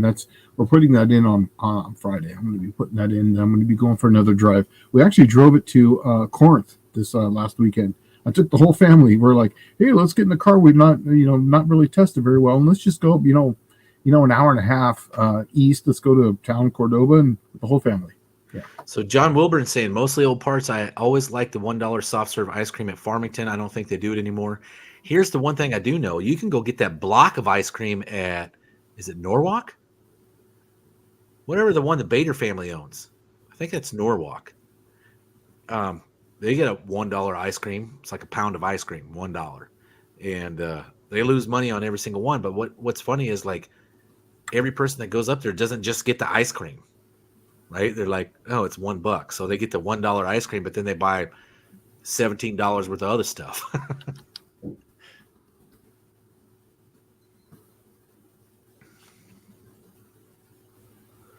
Let's see here. Put my glasses back on so I can read this stuff. All right.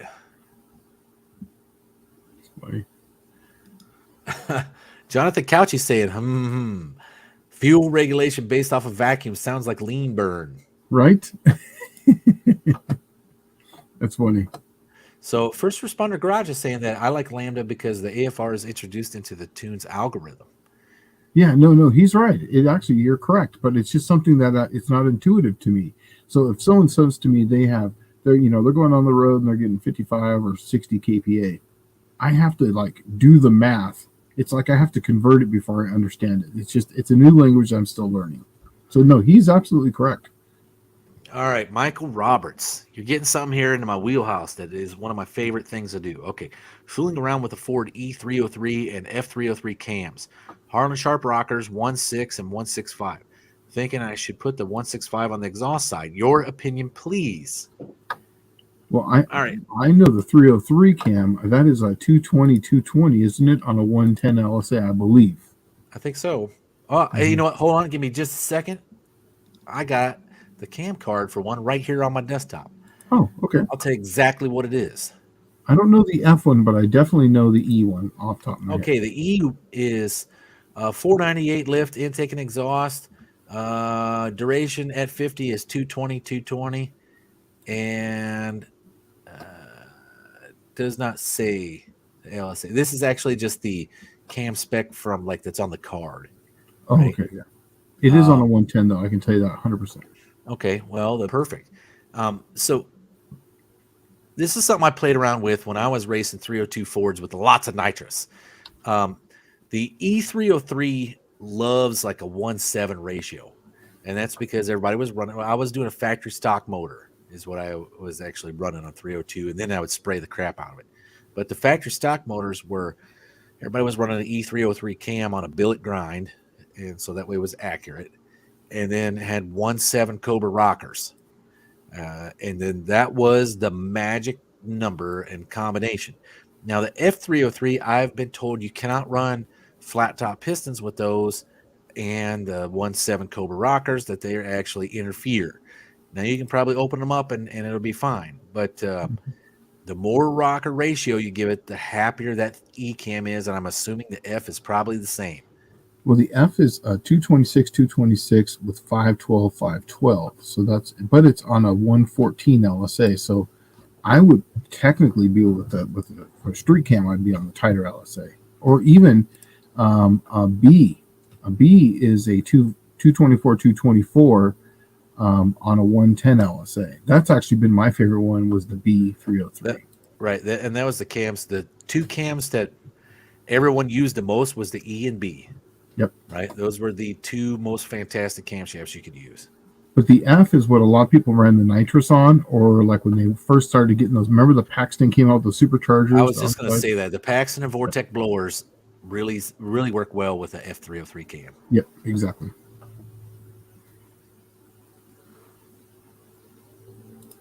Let's see. Mopar Man 1978 says he likes the Mocan Dragway concession stand. It's always packed, so I don't get food there. So we eat up before and after the drag and swap meets. Yeah.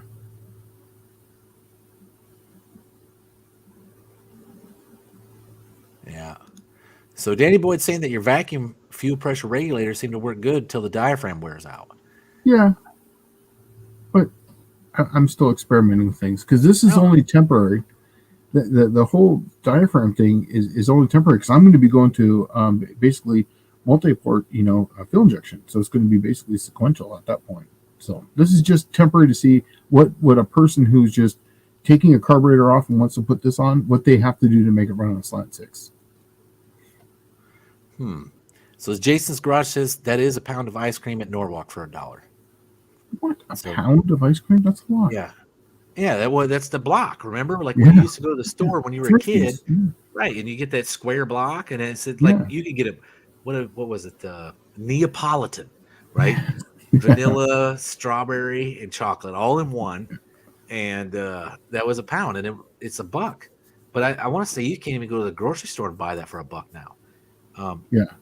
So Dust Devil Garage says he thinks I need a supercharged 3800 and Opel GT for my next channel project. I tell you what, I am going to play with a 3800 here when I finally get most of this stuff out of the way. I have one that I just need to go pick up. It's a car that's completely rusted out, but it's still got a low mile 3800. It's not supercharged, but there's really not much difference between those, except for the pistons have a different compression height on it, and the supercharged one has a lower compression ratio, so that you can add boost. But I was going to put one of those. I'd like to find a 2001, 2002 Blazer, a Chevrolet Blazer, not a Trailblazer, but a Blazer. Oh yeah, and then little tiny thing. Yeah, I'm going to put a 3800 in one and see if I can knock down like 30 miles a gallon. Dude, that'd be awesome. I think so. I'm going to try it. Yeah. But would you want something that would be more aerodynamic instead of a brick? Well, the GM doesn't have too many car options is the issue. I really wanted like a 78 to 81 Buick Century wagon. Mm-hmm.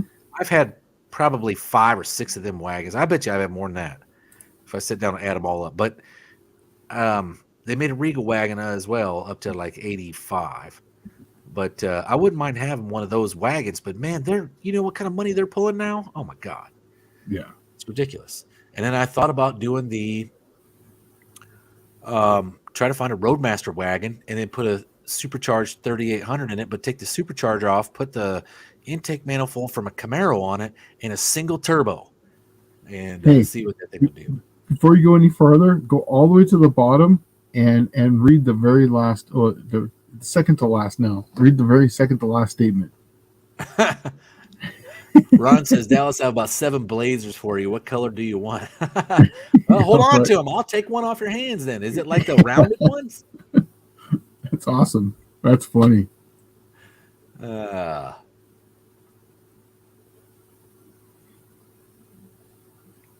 funny. That's a good one. I like that. What color do you want?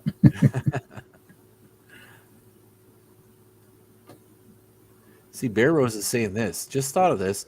Going rich at speed. Could it be an air intake issue as well? I tried a DIY cowl induction once that actually turned into a vacuum that would do that. It's, I've tried with the air cleaner off. I've tried with the air cleaner on because I was thinking the same thing too. What I believe what's happening is that when I'm looking at the main screen, what's going on the road, the master, at 10% throttle, the IAC is open at 60. Well, I think 180 is the max on that. And what's happening is that it's literally such a little amount of air to support that thing, and the duty cycle on the injector is literally at 1, going down the road at 75. And I just don't think it's because it's so low. I think what's happening is it just can't support that. It's I wonder if you could kill the rear injectors somehow. That would be the best thing, but then I would want to turn the throttle body 90 degrees. I'd want to put the primaries in the front. What I'm going to do though is I'm going to have it so that way I'm going to try just changing the fuel pressure, and then I have these 30-pound injectors coming, and I believe that will solve most of it. But it does start up and run right now, so I don't want to mess with it because it runs so good. Really, around town, it's amazing. It really is. Well, I'm wondering if you probably have to go reset the whole entire thing up after you put 30-pound-per-hour injectors in it, right? Yeah, but that's a simple drive. Me driving the TCI in Ashland is about 45 miles one way. So you go there a couple times, and it's relearned everything you just took out. Huh. And because this thing has no programming now, this computer is basically what anyone would buy. It's a non-programmable one. And the tables are set. And all it does is the table is just a scaler. So whenever you do it, it just moves that exact same table up and down, and then just kind of hunts around in that area. So it doesn't really deviate from that very much. It just kind of changes things. Now you can change injector size in the program, which gives it a different table. You can also tell different fuel pressures. So I've tricked it thinking that, okay, I'm at 58 pounds. I told it was like 65 pounds because it doesn't really care. It's like, how many bananas does it want? So then it just brings it to a different table, and that seems to run really good. And then I've changed some of the parameters, but it's running so good right now as far as around town. I don't really want to mess with it too much. So that's why I'm going to do one step at a time and see what I get. Huh. Well, let's see if we can get a question out of somebody here. Oh, Big Belly Racing. This is a good one. Is this one here? Yeah. Dallas and Professor P, any guesses on how much horsepower the Vizard UTG 318 will make? Oh, let me see here. Now, let me ask you a few questions. Now, I've been so busy with life and work. Are they going to stick with the 2-barrel carburetor? Because I remember he took a 2-barrel and they honed it out and they did a bunch of things to it. But yes, they did. They got like 500 CFM or 550 CFM out of that 2-barrel. Oh, okay. So they got 550 CFM out of it. So if they got that, and are they going to run the cast iron intake? And do you know any of those questions? Or no, I have no idea. I haven't been following it, to tell you the truth. And are they going to run a factory camshaft? It's all factory pieces supposedly, and a 2-barrel carb. If it's a factory camshaft, I don't know if it's the factory 318 camshaft, because it could be. You're running factory camshaft. There's loose ways to look at that. Is that a 340 camshaft? Right? Exactly. That's the thing, because 340s had a pretty decent camshaft in them. Right. The 346 pack had I think it was 220 something duration at 50. I mean, that's a decent camshaft. If I just had to guess, I'm just going to throw a number out there. I'm going to say 325. So I'm right there kind of Well, I'm not with Shane on that one. I'm assuming this thing's going to make 1 horsepower per cube at a minimum, but I bet it's probably going to be about 1.1 to 1.2 horsepower per cube, which is going to give it about 380 horse. You think I it's going to be think that much? I think they're going to squeeze quite a bit out of this thing. I mean, have you seen any of the port work the guy was doing on the heads? No. Oh, it's like Nothing at all. absolutely amazing stuff. Did they give any flow numbers on the heads? No. No. Because well, Scarlett here, the 4-eyed CUDA is saying yes, it's a cast iron intake. It's been boarded to about 170 CFM per port, which that would be 340 horse right there. Yes, but that's under ideal, conditions. I would take, once you put that on there, and then bolt it to the head. Even though, let's just say that it flows, 170 CFM, but then once you bolt all that stuff together, it's got to turn corners, so on and so forth. Man, I don't know. I'm still going to stick with my I'm going to say 325. I'm going to be right there. 325. 1 horsepower per cube is probably a pretty good estimate. Yeah, and I'm going to give it some better. That's why I'm going to go a little higher. So Ron's all over me on this Blazer thing. Do you want 2-wheel drive or 4-wheel drive? I can have it cleaned up and ready to go by Monday afternoon. 4-wheel drive. Get a 4-wheel drive. I don't want a 4-wheel drive. I'm trying to get gas mileage out of it, right? Oh, okay. I was going to try to make a next AHRA next gen vehicle, right? Since I can't go out and buy anything. Lower it down then. If you're going to get a 2-wheel drive, lower it down so that we can get some of the cross-sectional area out, and then let's do some tricks to it. I'd love to do that, and I'm going to put a 3800 Buick in it. Yeah, because they get like 28 to 32 miles a gallon. I'd love a 2-wheel drive 4-door if you have one. The reason why I want the 4-door is it's got the longer wheelbase. It'll ride nicer. If it's the 2-wheel drive 2-door one, they're going to be bouncing all over the place. Yeah, especially on those concrete roads up north. Oh yeah. Yeah. Let's see here. Okay, so Jonathan Couch is saying they are running a ported factory 2-barrel carburetor, single plane, 1 dual plane, custom camshaft. Oh, custom camshaft. Now, if it's a custom camshaft, then you are correct. It will make more than it's going to be a lot more than 325.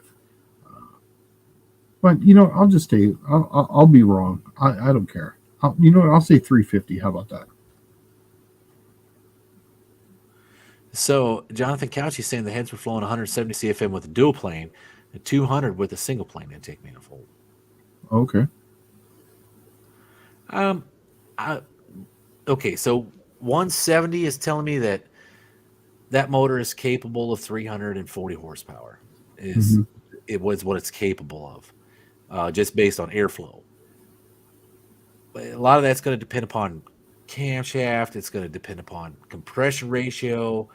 But I think Pulido's got a pretty good point here. 325 is a solid number that you could actually just almost anybody could build 325 horse out of a 318. That's 1 horsepower per cube. Yep.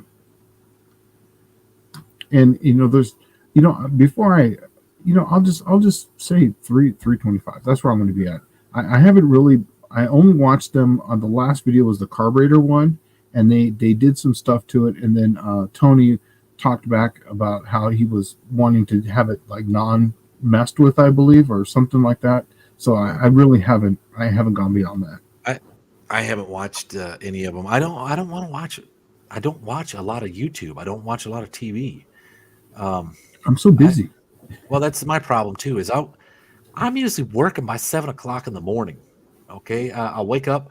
I treat what I do just like a regular job. I wake up at 5:30. I go to work by 7. It's pretty much what I do every day, and sometimes it works for me, sometimes it don't. In this case, no, it doesn't, because I haven't watched any of the videos on that thing. I have seen the one where they did the amazing port work on the 2-barrel. Yeah, I thought somebody was saying that they didn't get 500 CFM out of it. It was flowing the same as a 500 CFM Holly. And it's like, oh, okay. I kind of misunderstood that. I thought they got 500 CFM out of it.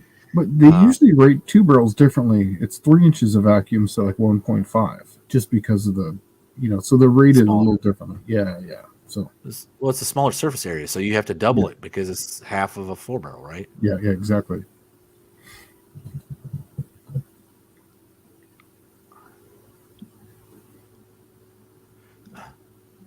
I know the 2 to 4 barrel adapter isn't the best way to go, but on a lot of these engines, you have no choice anymore. The 300 Buick has been the bane of my existence since I started messing with them because the 4 barrel intake manifolds are so rare. They are literally like rare pieces.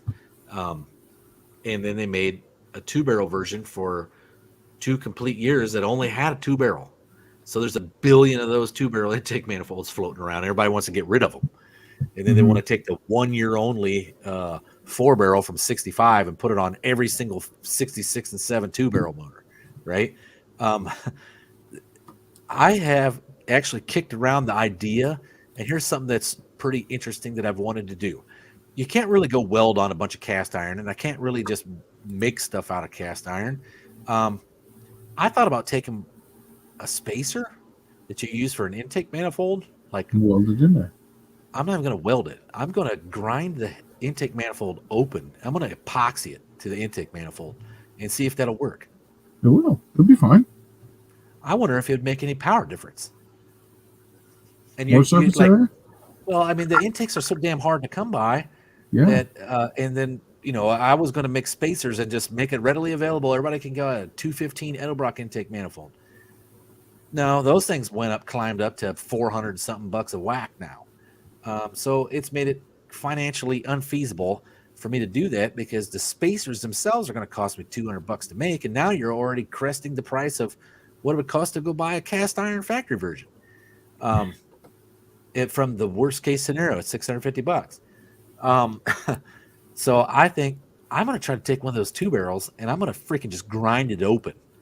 And I am going to make a freaking 4 barrel manifold out of it by putting just a spacer on it and epoxying it into place with like JB Weld. And make a spacer big one. Get like a 2-inch one so that way you can get some sort of plenum volume. And then that way you can kind of get some sort of a transition. That would be cool. It'd work. I bet it would work. Yeah. Absolutely great, to tell you the truth. But I actually have a 2-inch spacer. You know what, Pulido? There we go, man. I got it. I have a 2-inch Offenhauser 4-hole spreadboard quadrajet spacer. Now, all I do is split it down the middle, leave the plenum or the divider in the middle, right? Mm-hmm. And drop that sucker on there. Open it up to where 2 of those are together, like a quadrajet gasket will fit on there just fine. Mm-hmm. And then it's 2 inches tall. You're right. Give it some plenum volume and just let it eat. See what happens. Yeah, dude, it's gonna work fine. It's gonna work bitching. I think it will. All right. Okay.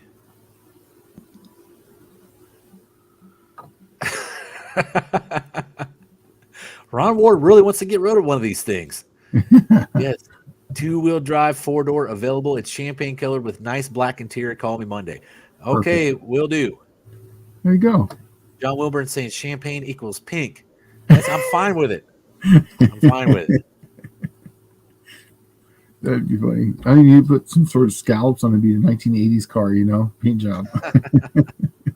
Mini trucking. Yeah, God, right. Remember how bad those mini trucks were in the 90s and the late 80s, early 90s? Yeah. Oh, yeah. Let's see. Oh, as we're going down talking about carbs, looks like they got 325 CFM out of the carburetor, is what Craig's saying. Oh, you know what? Hey, Craig, you know what? Actually, I was reading your email while we're live here. He was talking to me about camshafts for a single cylinder type of engine. Craig, absolutely, yeah, send it on. Yeah, he says that he wants to send me a few camshafts. Absolutely, send them down to me, and then what I'll do is I'll profile them, and then I'll see exactly what they are and what we can change, and what we can do to it and what we can't do to it, because then we can see if we can even grind that camshaft. The plastic ones we really can't touch, but if it's something else, then I definitely know we can grind it. So can you hear my phone dinging on there? This is Ron Ward already sending me pictures of this thing. All right, here we go. For all you guys and you haters that thought it was pink, mainly John Wilburn, right? It's tan, it's buckskin, champagne, whatever you want to call it. Let's see, where is my camera? You can do a John Wilburn? Yeah, that's it right there. Dude, that's perfect. It's even rounded. That's ideal. Yeah, man. I'll get this from Ron Ward, and then I'll put a 3800 Buick in it, and that one is a stick. Man, Even better. Oh, that might Dude, be. You could be happy with that sucker. It's everything you want. I won't know what to do. I've been driving stuff from the 90s. I'll have to step up to the 2000s. Is it going to throw codes? Well, yeah, no, that's exactly what I need. That's exactly what I need, Ron Ward. You're the man. It's awesome. I'm happy for you, dude. Buick in it. Yeah, well, I'm going to put a 3800 Buick in it. And maybe a turbo. No, not a turbo. Just a 3800 Buick. Yeah. That's funny. Yeah, John, that's tan. Champagne. Sparkly tan.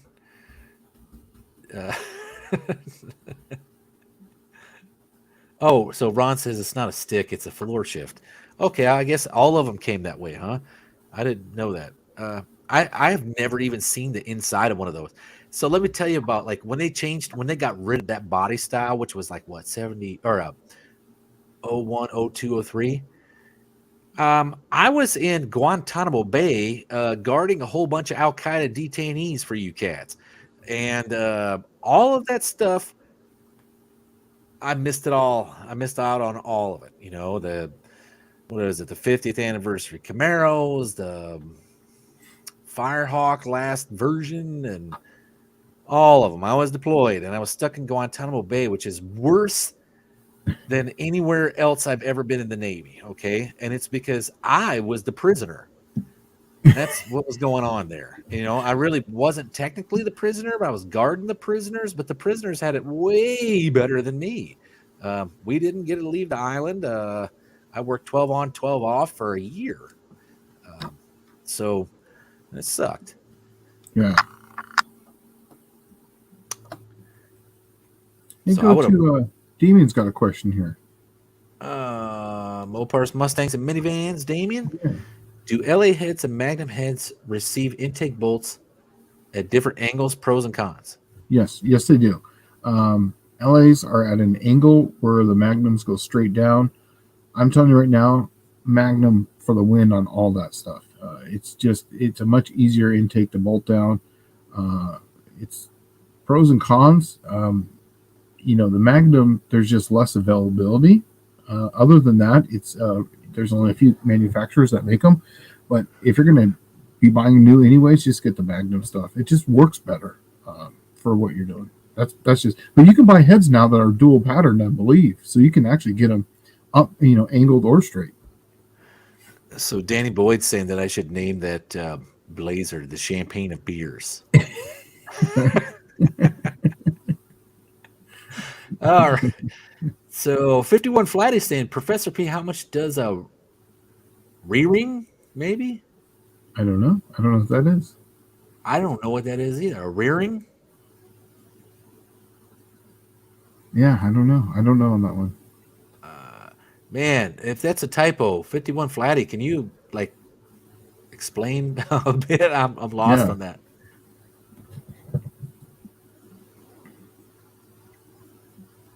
Let's see here. Oh, regrind. How much does regrind cost? I don't know off the top of my head. If you tell me the camshaft, you can just send it to me. You can actually just send it to my. I'm going to be at. I'll be at the engineering office tomorrow. So Pulido at edelbrock.com. That's SPULIDO at edelbrock.com. Just send me the information. Send me a picture of it, and then I can get it for you. I don't know prices off the top of my head because I don't deal with any of that stuff, but I can find you something out for it. Huh. So Ron Ward saying I should put personalized plates on it. Miller. Right. Yeah. You know what? Go 2 down. Dust Devil Garage has got a perfect no backup right there. 1, 2, 3, 4 up. Con, they don't make a Magnum tunnel ram. He's absolutely correct. Yeah, but look right below it. Doesn't this guy say straight bolt pattern really need to be oblong if you cut down the heads and zero deck the block? Oh, maybe. Never mind. I thought he was telling him how to make that work. Yeah, I mean, there's a company that will actually, weld on parts and do all that stuff, but it depends on what you're doing. But yeah, I prefer the Magnum stuff. Everybody's telling me what to put on the plates. Well, I got to go get it first, and then I got to put a 3800 Buick in it because I'll be straight up with you. A 4.3 liter Chevrolet in anything gets the same mileage as a 5.7 liter Chevrolet. Same mileage, same gas mileage. I don't know why. You'd think it'd be better, but it's not. So Craig Chitto is saying that he sent me an email that has links to 3 manifolds. So I'll pull it up right now. Yes, there you go. If you name it the champagne of beers, you have to put less filling on the fuel door. But you got to put on the outside. It tastes great. Yeah, well, no, that's what you put on the airbag. Tastes great, right? If it ever goes off. Hey, go one above, Jonathan Cauchy. One up, perfect. Yes, I believe he's talking about the 4.7 Mopars with the single overhead cam on these. I believe that's what he's talking about. You can add lift to it, but remember, anytime you add any lift to it, you're taking it directly from the base circle. So I did a regrind on one of these cams before when I was at the other company, and we were only able to add about 10 thousandths lift because adding 10 thousandths lift means you're cutting almost 20 from the base circle. So you're really going to be in the hydraulic part of that, and you're going to make the hydraulic basically farther out. Personally, instead of lift, I would just add the duration because then you're adding technically more lift on both ends, just more area under the curve. So I would you can add about 10 degrees to one of those 4.7s, and then we can usually tighten up the LSA by about 2 degrees. And that makes a world of difference in one of those 4.7s. The lift really doesn't do much. Let's see here.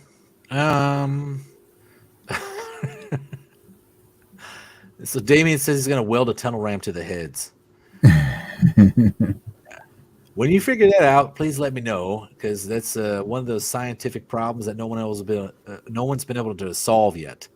Aluminum to cast iron, or any iron derivative, steel. So Ron said that he'll buy me dinner when I get there. Just get there.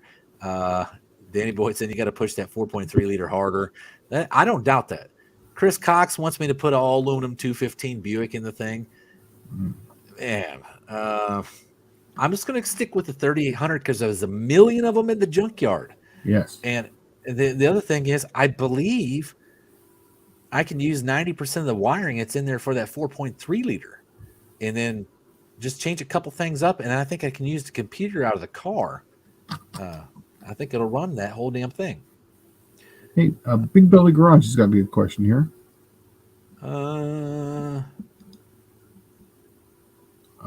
As much as I would love to say yes, I believe it's probably not going to happen. Just because it would be such a low volume thing. I really wish they would because that's one of my favorite intakes that I used to find at the wrecking yards. People hated them for whatever reason, but they always worked well for me. Most of my stuff was under 6,500 RPM anyway, so that was perfect. That's why. Okay, I'll tell you something. There's a hidden secret amongst hot rodders and gearheads and street rodders and all of it. There's certain things that people just don't understand or know what they're doing with. Mm-hmm. And a lot of it is like quadjet carburetors were always junk. So take them off, put a Holly on it, right? But 99% of the time it was people just didn't know what they were doing with the carburetor. Mm-hmm. Same thing with that intake manifold. I've seen some total dunce guys buy stuff like, oh man, I'm going to buy like an Edelbrock Performer RPM, put it on my car. It'll run great. And it runs like shit. Why does it run like shit? Well, did you do anything besides just bolt the intake manifold on? No. I mean, it's getting more air. Did you add more fuel? Did you give it more timing? No. Does it have headers on it? What are you talking about? Why would I do that? Yeah, all I bought was an intake, dude. It should have 40 more horse. Yeah, okay. And that's the kind of dumb things that you find all the time, especially when it comes to something that's like it has a bad rap. and you've seen people totally succeed with it, and you've seen people totally fail with it, and it makes you wonder: is it that equipment or is it the person? I would have to say it's the person. Yeah, these LD 340 intakes.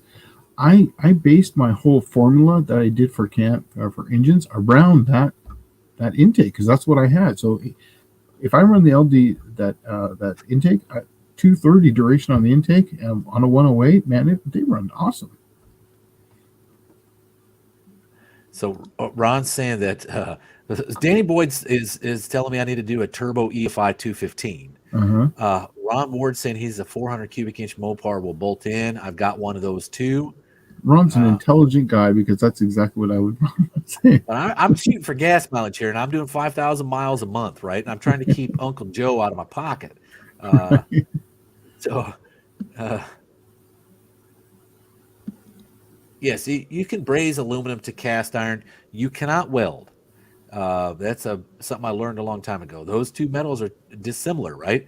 Have you ever tried to look at it like this? Buick timing covers are all aluminum. It's the same as small block Ford. If you got to take a broken bolt out and you weld to the steel of the broken bolt, it will not adhere to the aluminum. It will actually just fall right off. Mm-hmm.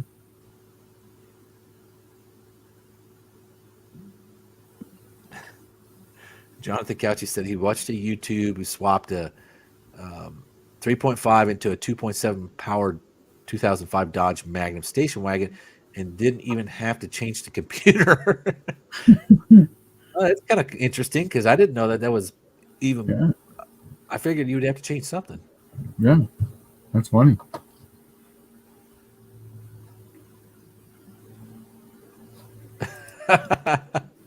Ron says that 90% of carburetor problems are under the distributor cap.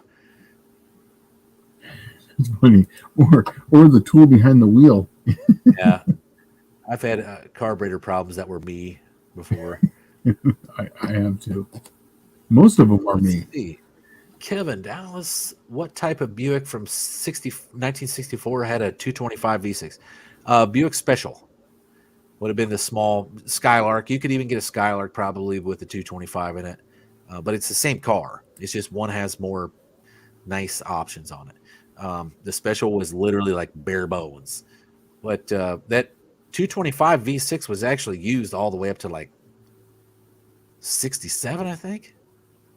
Then it was sold to Kaiser for Jeeps, and it was in Jeeps, the 225 Dauntless, all the way up to like 72, I think. And then it was sold back to GM from Jeep, and then GM no longer made. See, the 225 has a 3.75 inch bore. It actually shares the same pistons as the 300 Buick. They no longer made the 300 Buick after 67. So to share pistons, they boarded 50 over and then shared the 350 Buick piston in it. So it's actually the same exact piston. Let's see.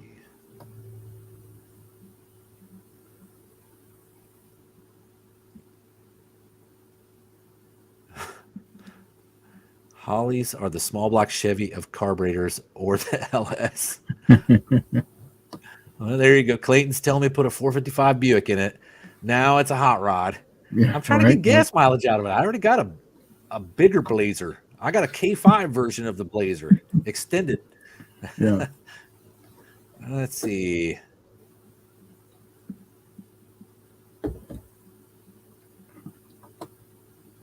Let's see. If you want to, mostly old part says if you want to bond aluminum to cast iron, use galvanic corrosion. Works like a champ. Yeah, I imagine you could probably just epoxy it just as easy. Yeah, I was going to say just GB weld it. Let's see. Jonathan saying put a 3.3 liter Buick V6 in the Blazer. No, I want to go 3800 Series 2 or 3. Why? Because there's more money. There's more of those engines in the junkyard than any other thing produced, because that's all anything GM made came with in like from 2000 to pretty much the demise of the engine in 2008.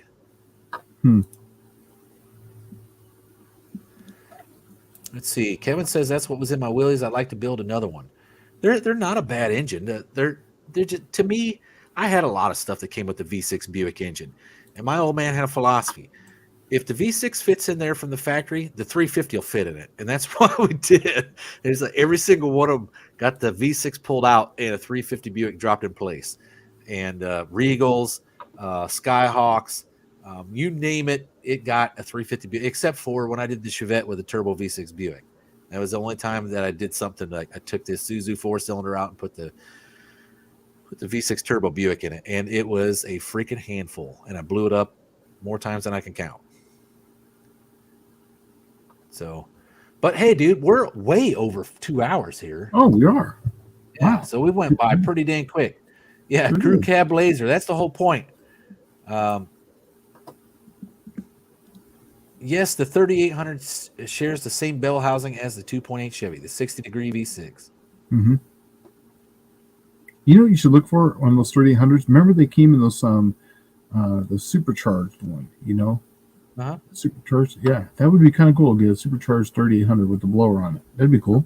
Well, the one I've always wanted to do is where you take that 3800, you take the supercharger off, and it already has the injectors that you need, but then you just use a Camaro or a Firebird intake manifold, and you take your supercharger off and the intake manifold for it. You use the injectors from the supercharged, right? And you put the Camaro or Trans Am intake manifold on it, where it's like a tunnel ram. And then you put a single turbo on it, because that computer doesn't know how it's getting boost. It just knows it's getting boost, and it has a boost reference in there to give it however much fuel, right? Yeah. Well, now your turbo is like probably 50% or 100% more efficient than that supercharger. Mm-hmm. And now you virtually have a super cheap Grand National motor. That's what I always thought was neat, right? And you actually have the updated version of it, the stage 2 version of it. So Stage 2. yeah, they were not. That was the not effing around V6 Buick. Hey, before we get out of here, make sure to John Wilburn, he's plug this right here. Yeah, 4 down from that one. There you go. This one? Yep. So John Wilburn saying Dallas and I will be here on Friday evening. Come join us if you're in the area. The Shriners Hot Rod Expo in Greensboro, North Carolina. We'll be there, so come by and see us. Or you can check us out. We're going to be live on John Wilburn's channel, and we're going to be at that show doing live. That's awesome. Yeah, kind of cool, because they're open till I think 9:30. So we're going to do live from there. Yeah, they're open till 9:30 p.m. So we're going to do live from there, which is pretty neat. All right, well, hey, we're way over time, so we're gonna hit the bricks. No overtime, no time and a half for you, Pulido. Yeah, and like always, if there was something we didn't get to or you didn't want to put in the comments, slantdailygarage@yahoo.com. I was actually answering questions as we were going through this, and they were popping up as I went through them. But if there was something we didn't get to, once again, slantdailygarage@yahoo.com. All right, well, we'll see you guys next week. Yeah, thanks for stopping by, guys. Have Thanks a good for day. coming by. See you. Bye.